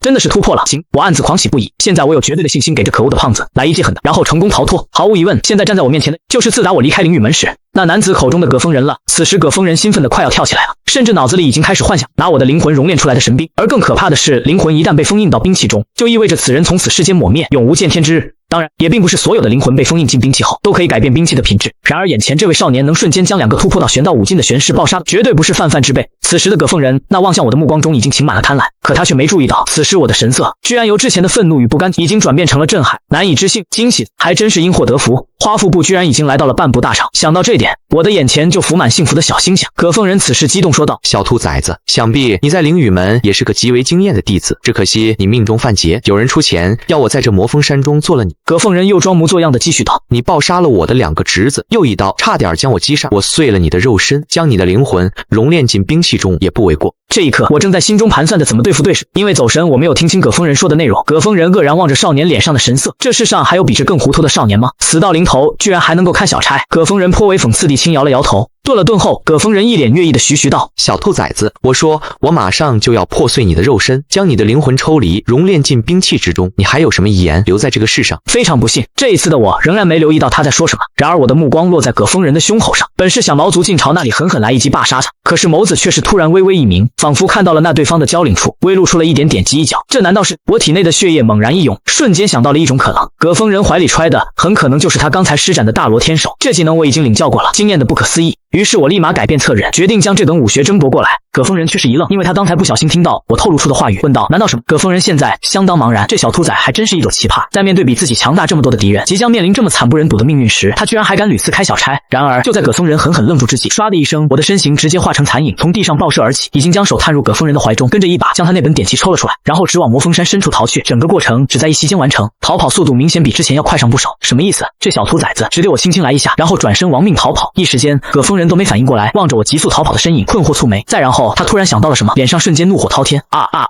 这小兔崽子居然敢抢我的武学！小兔崽子，快把秘籍还我！葛峰人暴怒之余毫不落后，同样化成一道残影朝我狂追。心想，原来他刚才屡次走神是在算计自己的宝贝。更可笑的是，自己还在幻想拿着他的灵魂熔炼神兵。想到这一点，葛峰人简直连心都碎了，却听到我在前面大笑：老杂种，想我还便你，先追上我再说吧。再然后我全力施展夸腹部，同时进入到左手制造的空灵状态。这样一来，我的反应就要比正常状态整整快上1倍有余。嗖，随着我的身身形在茂密的林中穿梭，连我自己都能感觉到突破至半步大成的夸腹部，快到简直难以想象。这倒是让我满心喜悦，一边亡命逃跑，一边趁机熟练新的突破。就这样狂奔足足了半个时辰，我依然能感觉轻松，体力充沛。只不过四周弥漫着一股无形的强大煞气，难道在不知不觉中，我已经狂奔到魔峰山的深处？一念及此，我慢了下来。如果真是如此，那情况就有点糟糕了。毕竟魔峰山的深处可是中级和高级灵兽活动的地方，别说遇上高级灵兽，就算是中级灵兽，我都会被瞬杀。正想着，我听到身后传来葛峰人的咆哮：“小兔崽子，躲我武学！我看你往哪里逃！”结果他话音刚落，前方林中突然传来一声野兽的嘶吼，声音庞大，震荡人心。我和葛峰人皆身躯一震，停下脚步，脸色煞白地站在那里，听着叫声。源头很可能是一头相当厉害的中级灵兽，甚至有可能是一头高级灵兽。此时我们都在心中盘算，若冲出来的是一头普通中级灵兽，我们还有一丝逃跑的机会；但如果冲出一头厉害的中级灵兽或者高级灵兽，我们两个都得死。此时我紧张地立在原地，由于进入空灵状态，灵力感知异常强大，很快就发现一头身躯堪比大象的巨狼正朝这边急速奔来。我心中突然冒起一个念头，就让我借这巨狼将后面那个老东西杀掉，因为不将葛峰人除掉，一个不留神自己很可能还会栽在他的手里。旋即我唰的一声，头也不回地冲向前方的巨狼，葛峰人的身形则爆射而出，边追边喊：“小兔崽子，居然敢往前面直冲！真当我会怕吗？”好，我要的就是老东西这种反应。而彻底进入到了空灵状态后，我能精准计算出巨狼距离，甚至连巨狼身上每一根毛发都能看得清清楚楚。就在距离拉近时，我突然唰的一下横冲向远处的一棵大树，将自己隐藏起来。转过转角后的葛峰人正在茫茫人之际，前方的树木突然一阵啪啪作响，瞬间成片断裂的树木后面那个老巨狼猛地冲出。看到这一幕，葛峰人下巴咯咯打颤，居然是噬天雪狼。本来他还觉得我感知不一般，敢往这边跑一定是有所依仗，现在他才突然明白，原来他是想借助噬天雪狼来将我灭杀。想明白这一点后，葛峰人快要疯掉了，大骂出口：“小兔崽子，卑鄙下流，无耻龌龊！”这一刻他是知道我藏身之处的，非常想冲过去来将我碎尸万段。但面对已经张着血盆大口的噬天巨狼，葛峰人仅仅一会儿就已经处在了下风，而我则是躲在树后幸灾乐祸的大笑。不过欣赏了一会，我缓缓取出金刚猎刀，突然瞅准时机冲出。老东西，去死吧！葛峰人不由大惊失色，怒道：“无耻小辈，居然想落井下石！小兔崽子，我告诉你，只要你将猎刀一抛，你的气息就会泄露，被噬天雪狼注意到，到时候就算你跑到天涯海角也会被追上。”我一怔后想了想，有道理啊。虽然知道葛峰人的目的是不想再分神应对我，但不得不说他人还怪好赖，居然还提醒了我一下。随即我只好将金刚猎刀又收了起来。而噬天雪狼浑身散发着野兽的凛冽之气，庞大的身躯所在之处，树木无一不被摧毁。眨眼间已经完成了几个扑杀动作。再看那葛峰人，只能说他不愧是武境巅峰的强者，凭借浑身气劲以及高明的身法，虽然处在绝对的下风，但还是被他死死撑住了。一时半会儿居然也未露败相。看到这一幕，我忍不住嗤笑一声。葛峰人听了，感觉自己真的快要疯了，怒道：“小兔崽子，等解决了这头噬天雪狼，我非要将你碎尸万段不可！”结果他一分神，噬天雪狼的血盆大嘴刹那间就咬到了他的眼前。葛峰人惊呼一声，展开急速爆裂而出。噬天雪狼的森森白牙则贴着他的后脑勺猛然合上，咔嚓，只差一线，葛峰人的脑袋就被咬住了。葛峰人惊得脊背冷汗涔涔，我则愉快的大笑着，目的当然是继续刺激这个老东西。葛峰人则脸色铁青，气得浑身发抖。他知道这样下去，他坚持不了多久，肯定会被噬天雪狼吞噬。而噬天雪狼一直死死压制着他，一点喘息的机会都不给，就连他的绝技大罗天手都没办法施展出来，必须冒死施展一次大罗天手，这是我唯一活命的方法。葛峰人暗暗打定主意，开始迅速催动大罗天手星诀。然而就在这时，附近的林中传来两声低低的嘶吼声，居然比刚才噬天雪狼的声音还要雄浑得多。大地开始轻轻震动，似乎有庞然大物正朝这里走来。噬天雪狼嘶吼一声，停止攻击，身躯一阵剧颤，眼看惊天动地，震得林木都在哗哗作响，让深藏在四周林木中的一些野兽仿佛如临大敌一般，浑身瑟瑟发抖。葛峰人唰的一下脸色惨白，双腿发软，差点倒在地上。对于这魔峰山，他比一般的人更熟悉，听到那嘶吼声就已经判断出来是高级灵兽，心间瞬间就滋生出了无边的惧意。而远处大树后的我，脸色同样是一片漠然，耳膜被那嘶吼声震得隐隐生痛，有种极为不好的预感。旋即我没有丝毫犹豫，迅速进入到空灵状态，定眼一看，整个人彻底傻掉了。就见远处正有一头近10米高的灵兽，我还是第一次见这么恐怖的灵兽，浑身上下透发出一股暴戾之气。魔峰山深处果真不是一般人进来的地方。我艰难地吞了吞口水，望着庞大的怪异灵兽，震惊得难以复加。葛峰人没有丝毫血色的呆立在原地，进一步判断出来这是远古灵兽疏忽，而体型庞大的疏忽嗷吼一声，一下就冲到了葛峰人和噬天雪狼附近，并俯视着一人一狼，就像俯视两只渺小的蝼蚁。葛峰人双腿直打颤，心间无尽惧意，一时之间连逃跑都忘记了。噬天雪狼则趴倒在地，吓得刚才的雄风荡然无存。就见疏忽大嘴一张，直接将噬天雪狼活生生吞食了下去，顿时让葛峰人差点瘫倒在地上。我则努力让自己冷静下来，留意着疏忽的一切动静。疏忽在即将吞噬完噬天雪狼时，突然抬头朝我藏身的地方望了一眼，那巨大血色眼瞳殷勤到了极点，仿佛只要被他看上一眼，就有一股死亡的感觉。糟糕，这处生真发现我的藏身之处了。这一刻，我全身宛如陷入冰窟窿一样冰凉，心底滋生出强烈的求生欲望，将体内的玄气疯狂涌动，夸腹部也触发到了极限。唰的一声，我几乎是化成一道残影爆射而出，直往魔峰山的深处掠去。此时后方只剩下葛峰人，他从无比震惊与恐惧之中回过神来，立刻急速朝另一个方向狂奔而去。疏忽慢悠悠朝葛峰人追杀去，可是动作看上去慢，实则奇快无比。与葛峰人之间距离正在一点一点的拉近，顿时让葛峰人彻底绝望。感受着不断逼近的疏忽，以他武境巅峰修为，已经知道不可能甩掉一个慢悠悠的疏忽。而此时朝另一个方向逃亡的我，也激发出了最大的潜能，将夸腹部发挥到极致。出去之后，我的夸腹部肯肯定会比之前熟练很多，那么在排名赛上的胜算肯定又多了一分。但现在不是考虑这些的时候，葛峰人很快就被疏忽追上，只能在临死前疯狂还击。出手的招式则是他最强的天面众生，一只金光灿灿的巨大手印狠拍下，轰的一声盖在了疏忽身上，却见疏忽纹丝不动地立在原地，满脸困惑地看着葛峰人。然后疏忽低吼一声，大嘴一张，直接将葛峰人吞噬，没有丝毫反抗的余地，葛峰人就成了疏忽的腹中美餐。而感受着远处发生的一切，我的心底拔凉一片，一股巨大的危机感也油然而生。果然，疏忽将葛峰人吞噬掉后，没有丝毫犹豫，掉了头朝我继续慢悠悠地追来。我立刻爆发出全部潜力，爆射而去，但和疏忽之间的距离却在不断拉近。偏偏就在这时，进入到空灵状态的我突然发现前方有一个深不见底的岩洞，那个洞口的大小，我钻进去刚好绰绰有余，而疏忽肯定是进不去的。没办法了，只能一赌。旋即我立刻朝那个岩石洞狂奔，结果刚要靠近洞口，就看到后方疏忽飞翔在高空之上，居然是朝我飞了过来。惨了，这书生的速度更快啊！我继续发了疯般的冲向岩洞，只顾亡命逃跑，却没有察觉到那岩洞的异常。突然就听一阵怪异的声音自空中响起，就见一条巨大的蟒蛇，让人头皮发麻。我下意识地说出又一头高级灵兽，心中的绝望已经完全将我的内心填满。试问前后2头高级灵兽加攻，我还有没有一丝一毫生还的机会？可下一秒，我却发现巨蟒那阴晴的眸子看的不是我，而是身后的疏忽。显然，强大的生物眼里只有另一只强大的生物，小虫子只有在闲暇时才会理会。再然后，2只高级灵兽居然直接打了起来，顿时我心头一喜，立刻悄然后退，寻找着绝地逢生的那一丝机会。一瞬间，2头高级灵兽疯狂地厮杀起来，地面震动不已，四周的树木无一幸免，全被殃及。我不敢轻举妄动，小心翼翼地朝岩石洞靠去。魔峰山的深处太危险了，必须在岩洞休整一番再做打算。很显然，我的这一盘算最终得以实现。半个时辰之后，2只高级灵兽的旷世大战终于结束。结果出人预料，黑蟒和熟狐竟然双双同归于尽，这让我差点没笑出声，并暗自松了一大口气。感知外面躺在地上的2只庞然大物，已经完全没有生命迹象。想着如果将他们的灵兽丹弄来，不知道能卖出一个什么样的价格，我的目光都不由变得炽热起来。只是可惜，2头畜生的身躯太过庞大，想将他们弄回凤凰城实在不太可能。但灵兽丹真的可以试试，于是我也不再犹豫，小心翼翼地靠近2头庞然大物的尸体。就在这时，又听山谷中传来一声声的野兽嘶叫，声势颇为浩大。于是我连忙进入空灵状态，灵力感知四周，再次大吃一惊，脸色煞白。只见方圆数里范围多达10来头数量的灵兽正在快速往这里靠近，而且基本都是中级灵兽，甚至还有1、2头高级灵兽。于是我只好放弃2枚唾手可得的高级灵兽丹，赶紧躲回岩洞。此时我望着岩洞深处，决定要进去探一探。于是10多分钟后，我终于走到岩洞尽头，就见一片黑色的岩壁光滑无比，还隐隐约约浮现着一些奇怪的图像，神秘而又诡异。我即便是进入到左手制造出的空间状态，也难以将这些图像辨别清楚。貌似是一个阵法，但年代太过久远，还是难以辨别。之后我目光顺着黑岩徐徐往上，跟着就露出了浓浓的喜色，因为黑岩的最上端长满了罕见的药材，毫无疑问都是珍贵之极的天才地宝。看年份最低的也有500年，最高的甚至达到了2000年。要知道，上次在东皇药房买药材，整个药房都只有3株800年份的灵芝，还要整整1万两银子一株，估计800年份以上的药材，整个凤凰城都找不出来。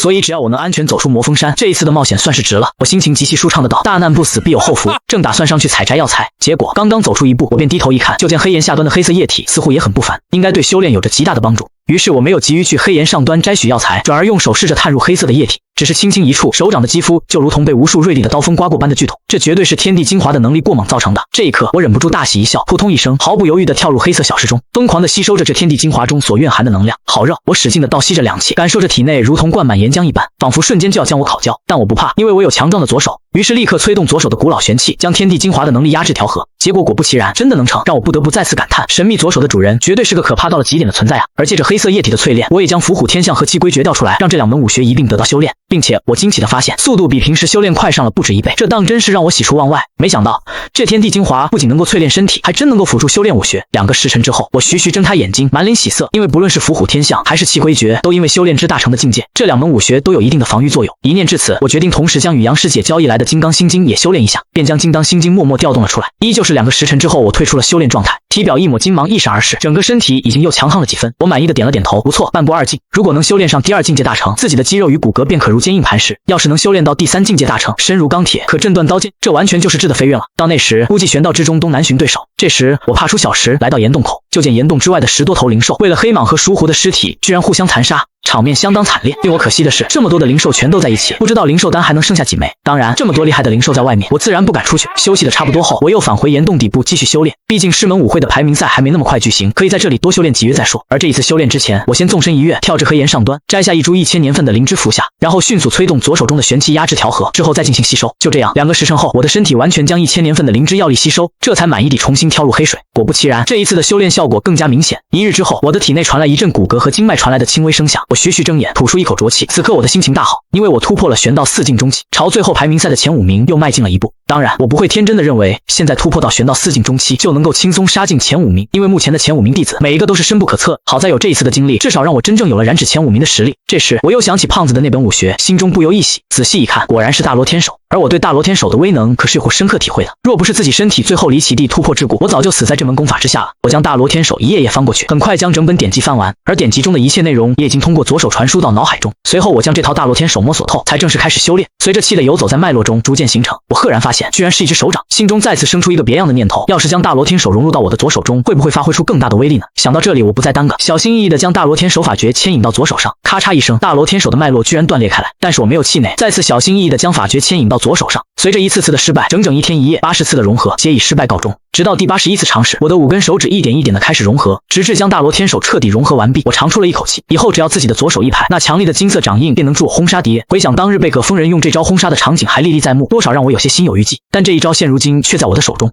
算了算时间，我在这岩洞中已经待了足足5天，必须回师门了。随即我将黑岩上顿的药材全部收集好，直往洞口飘然离去。结果刚刚来到洞口，一道惊天的吼声就已经从洞外传来，一时之间地动山摇，就连我体内也因此一阵气血翻腾。定眼一看，发现洞外已经是一片狼藉，先前那些互相残杀的灵兽尸体都不见了。没想到我努力修炼的这几日，洞外居然发生如此翻天覆地的变化。一只高达10多米的巨鸟就那样守在洞外，眼中还放射出极其凶残的光芒。见此，我整个人都傻了。这不是书上记载的上古灵兽蛮蛮吗？相传这种怪鸟必须2只合在一起才能飞，不过只要2只蛮蛮同时出现，必定是引发洪水的先兆。而之前的10多头灵兽，毫无疑问就是被这只蛮蛮吃掉的。此时蛮蛮发现了正在岩洞口的我，嘶叫一声之后，庞大的身躯如火球般急速向我暴掠而来，吓得我急忙全力使出夸腹部冲回岩洞。若是刚才的那一击轰到我的身上，绝对会将我轰成碎渣。难怪之前的10多头灵兽都不是对手。这时洞外又接连传来2声巨响，显然是蛮蛮开始对岩洞发起猛烈攻击，似乎要将整个岩洞都凿开。我身在岩洞之中，只觉得地动山摇，有好几次都差点被震翻在地。幸好石洞足够坚硬，同时我也非常疑惑，外面的10几头灵兽都被蛮蛮吃了，他居然还贪图我身上这2两肉，有病吗？这不是？当然，细说蛮蛮的兽性，我也能理解。自打之前的巨蟒加上外面的灵兽死后，这里已经成了蛮蛮的地盘，而兽类都有很强的领地意识，所以他容不得我在他的领土上。看来不将我吞噬这只上古畜生，是不会善罢甘休了。想不到历尽凶险，到头来却又被一头上古巨兽劫在洞里。现在回师门已经不可能了，5天后的师门排名赛恐怕也得因此泡汤。想到这里，我只能颇为无奈地摇了摇头，继续返回深处，扎进黑色的小石中，并取出4株800年份的灵芝一并服下，继续修炼，一直修炼到第4天。待我呼出一口气后，我的修为已经来到玄道4境巅峰。这一刻的我更有把握冲进排名赛前5，但离排名赛开始仅剩1天，而我却还被堵在这岩洞里。先前尝试性的出去看了一眼，蛮蛮那畜生不但没走，还一发现我就疯狂地扑上而来。好吧，看来这只上古凶兽确实没打算放过我，那我也只能继续留在洞里修炼。眨眼1天过去了，一股生猛的掌劲随着我的左手拍出，形成了一只黄金浇筑一样的掌印，顿时让整个岩洞都跟着为之一抖。虽然不比葛峰人那样惊艳，但依旧是这般的劲爆如丝。没想到短短的时间内，我就将大罗天手第4式修炼成功。这样修炼速度，世间只怕找不出第2个。可是我现在却半点喜悦也没有，因为我特么的还是出不去，更别提我之前心心念念的藏经阁第3层了。而就在我被困魔峰山的时候，师门舞会也在有条不紊的时候，偌大的练武场上，几乎所有灵羽门弟子都齐聚在此。场地中央还摆了5张椅子，依次坐着排名第1的邱少贤、第2蒲昌、第3汤汉干、第4宣明以及第5的易灵。而这5人就是这灵羽门现如今最强的青年精英，个个透着一股毫无破绽的绝伦气息。坐在他们对面的，则是接下来要挑战他们的弟子，比如杨诗琪、傅玉柔情等等后起之秀。可是对面这30张椅子上，却只坐了29名弟子。杨诗琪扫过全场，都没有发现那道熟悉的身影，难免露出失望之色。这一情况同样被台下众人发现，纷纷围绕着我不在的话题开始议论。他们大部分人都觉得我先前去兵器阁取刀进魔峰山肯定凶多吉少，不然一道不满的交合突然在人群中响起，你们胡说八道，他怎么可能会被野兽杀死？闻言，众人皆都一愣，转头就看到有些失态的杨诗琪，对面邱少贤嘴角不着痕迹的轻抽了抽，那个小子现在真是越看越令人生厌。坐在裁看席上的长风阳则在微微错愕，旋即暗自一笑，心道看样子多半是葛峰人得手了，只是不知为何不回来说一声，这明显不似他看前的性子。随着时间流逝，另外一边，我心中的最后一线希望也被彻底磨灭。就这样，排名赛已经过去了1整天，我已经对此彻底不抱任何希望。虽说藏经阁第3层给我别样的感觉，但我也现在也是一点办法也没有，总不至于我暴喝一声，体内潜能无限激发，就可以出去把那只高级灵兽蛮蛮给秒杀了吧？这不现实。想着我又小心翼翼地前往洞口查探，突然听到洞外传来一声尖锐的长啸，我不会判断错的，这就是那只蛮蛮的声音。听这叫声，应该是那只蛮蛮有什么突发状况。待我悄咪咪地探出头去，发现岩洞外蛮蛮的羽毛正一根根倒竖而起，无比警惕。他看着某处，仿若面临大敌一般。于是我顺着满满的目光望去，就见2里开外隐约有2名女子正朝这里走来，一个约莫30岁，另一个看上去13、14岁，居然比我还小。可是就是这样的2名女子，居然在面对巨兽时还一脸从容。反观蛮蛮，就像一只炸了毛的鸡，这让我不得不好奇，前方2名女子究竟是何方神圣？而就在我困惑之际，少女指着蛮蛮吃惊道：“师傅，你看那里有一头上古巨兽，样子好丑。”中年女子徐徐回道：“言儿，这头上古巨兽名曰蛮蛮，是一种不祥之兽。”少女眨了眨眼睛，哦了一声道：“不过他的实力似乎有点低了，没什么挑战性。”我皱眉，凝重地看向远处少女，面对一头堪比巅级大玄师的上古巨兽，这名女子给出的评价居然是没有挑战性，真的假的？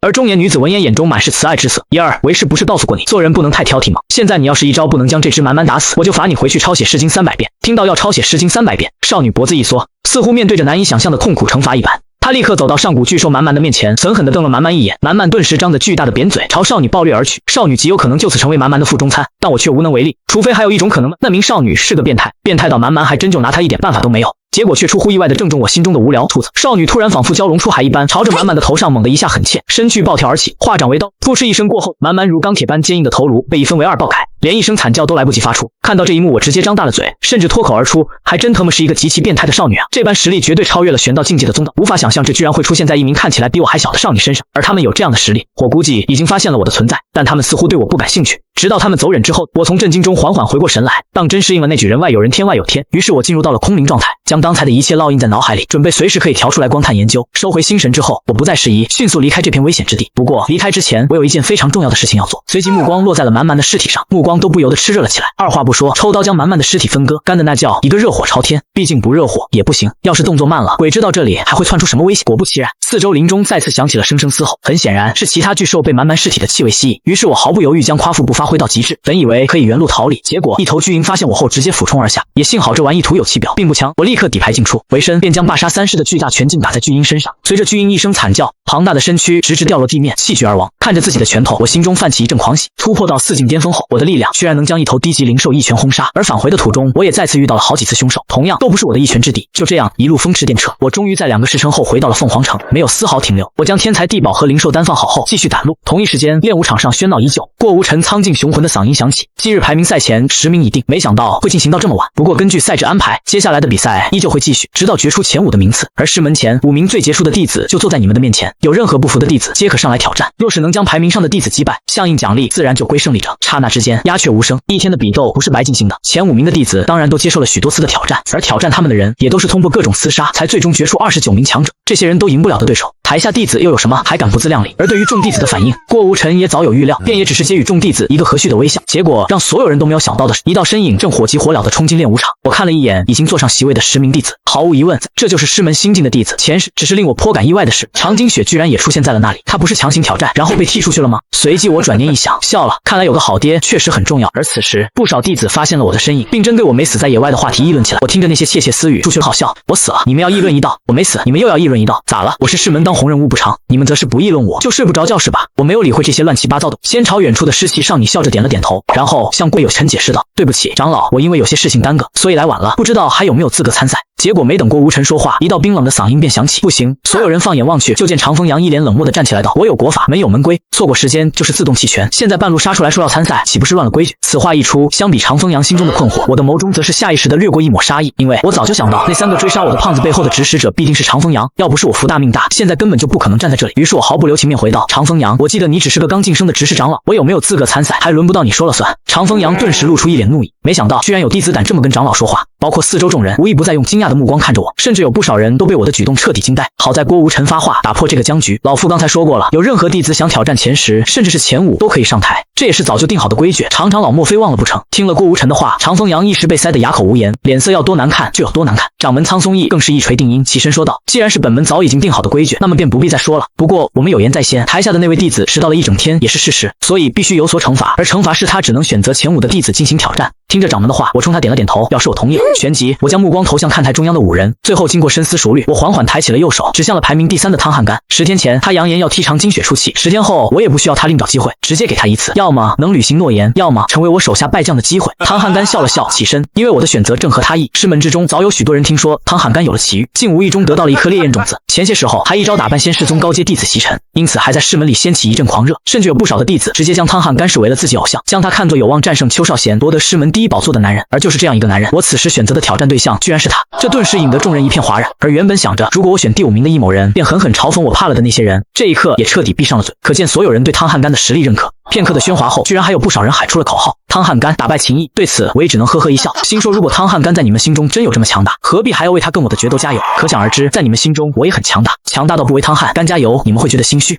一定是这样的。我不断的加强的这个想法，登台后也瞬间变得无比自信，而汤汉干的登台也将练武场上的气氛推向一个高潮，现场一片吆喝声此起彼伏，声浪仿佛能直冲九霄，这让汤汉干坡也有些热血沸腾起来了。秦毅，出手吧，别浪费时间了。而现场的观众这一次，除了杨世奇这种跟我有关系的人之外，当真是再也没有一个人会看好我，毕竟对手可是刚刚修为进阶，被视作将能拉第1名邱少贤下马的人。众多弟子开始发挥他们唯一也是请控要的作用，那便是开始对我进行嘲讽，就好像他们除了嘲讽不会说话一样。而面对实力绝伦的汤汉干，我也不多废话，左手一抖，一片隐隐的金色请劲猛泻而出，然后什么动静都没有。汤汉干困惑地蹙了蹙眉头，不明白现在是什么情况，对手难道在故弄玄虚？但下一刻，砰砰一声，一只足有1丈宽的金光巨掌印突然从刀空中猛拍而下，紧这一掌便将汤汉干狠狠地拍倒，爬倒在地上，整张擂台都因为猛烈一震，汤汉干被嵌在地上，抠都抠不出来。那些原本为汤汉干加油喝彩的声音突然就戛然而止了，整个练武场上一片死寂，所有人几乎惊掉了下巴，无比惊愕地眨巴着眼睛，难以置信。台上那个秦毅再次让所有人难以置信，这特么都是最近10几天来第几次了，根本没人数得清楚。他就像一个在无限进化的传奇，每一次的成长都会让人惊讶的难以复加。而将大罗天手融合进左手的我，这一掌也只是打算先试试威力，没想到这一试威力居然还远超我想象。此时我望着手掌，心中狂喜。而看台上的长风阳，脸上突然涌现无比震惊的愤怒。葛峰人是他派出去的，对于葛峰人的绝学，他当然略知一二。可是现在葛峰人的绝学居然出现在秦毅身上，这意味着什么？难道葛峰人遭遇了什么不测，所以身上武学才被那小子夺了去？想到这里，长风阳气得浑身发抖。而擂台上，汤汉干好不容易才把自己抠出来，正满脸惊惧加疑惑地看着我。他不明白这是什么武学，但毫无疑问，刚刚进阶的他居然都挡不住，太可怕了！自己的对手居然会这么可怕。再一细细感知我毫无掩饰的修为，开什么玩笑，居然已经4境巅峰，这提升也太快了吧！可是即便如此，他汤汉干修为仍然胜过对手，却被对手一巴掌镶嵌在地上，这不得不让汤汉干更加震惊。汤汉干脸色发寒，不肯认输，叫的肯定是哪里出了问题。旋即一拳打出，赫然是他的武学天烈拳，一股热浪暴涌而出，他整个人变得好似一团烈焰。只是这卯足了劲的一拳尚未打出，却见天空中金芒一闪，一只巨大的金光巨掌轰然盖下，又一次将他狠狠地拍在了擂台上。怎么会这样？所有人这一刻都在茫然，而倒在地的汤汉干则感觉狼狈至极。他做梦都想不到，秦毅的金光巨掌不仅威力如此强大，而且还能连续施展，不知道是怎么做到的。汤汉干暴喝一声找死，然后迎接他的又是一掌天灭众生。汤汉干憋屈地喊着：“我要灭了你！”天灭众生，又是一掌，我不信会攻击不到你，再来一掌，我特么的天灭众生，继续一掌。只要汤汉干敢多说一句，迎接他的便是将他强压下的一掌。也亏得他修为更高，虽然挡不住，但还是能护住自己周身无恙。只是那狼狈不堪的样子，任谁都看得出来，这场战斗已经没悬念了，碾压，绝对的超级碾压。秦毅那家伙居然能对汤汉干打出这样的碾压，所有人的三观再次崩坏。那些才刚刚把汤汉干当成偶像的人，更是脸都被打肿了。砰砰砰砰砰！我操纵着天灭众生，一掌一掌的拍着汤汉干，就仿佛一道道的耳光。这小子确实不一般啊！此时连排名第1的邱少贤都在惊叹，那家伙居然还藏着这么惊艳的一手，害得人家还为他担忧，真是讨厌。杨世奇狠狠错愕了一阵后，娇丽的容颜上勾勒起了喜悦的笑意。而裁判席上的掌门连同其余长老也纷纷没想到会看到这样的一幕。对于他们来说，师门多出了一位惊才绝艳的弟子是好事。当然，像长风阳这样自在立场的人例外，甚至他还拿我用的功法不是师门武学说是他，但掌门若是有心偏袒，他一个刚刚晋升的长老说再多又有什么用吗？最终便是掌门一句无妨，这件事便接过了。擂台之上，离奇的战斗终于迎来了尾声。因为快疯掉的汤汉干终于有机会提出一句：“秦毅，你用的不是师门武学吧？敢不敢用师门武学跟我较量？”汤汉干在咆哮。这场比赛他打得太憋屈了，只有他在被动地挨打，自己却连一拳都还没打出去。我则淡淡一笑，有何不可？我不仅敢用师门武学，还保证让你出一拳，如何？汤汉干立刻转忧为喜，当即轰出了之前未能轰出的天烈拳。跟着就见我也轰出去好几拳，每一拳的威力都不在他的天烈拳之下，赫然是我威能再度晋升的霸杀三式。旋风呼啸，霸杀三式第一式，这一拳依旧平平无奇，可是却勾动着自然大道，四周空间为之扭曲。霸杀三式第二式，这一拳依旧平平无奇，可是却体现出了大道至简的道理，所有力量汇于一处，威力惊人。霸杀三式第三式，这一拳依旧平平无奇，可是却融合了我会的所有东西，霸王拳、夸腹部、天灭众生等等，让对手仿佛在面对无数高手一般应接不暇。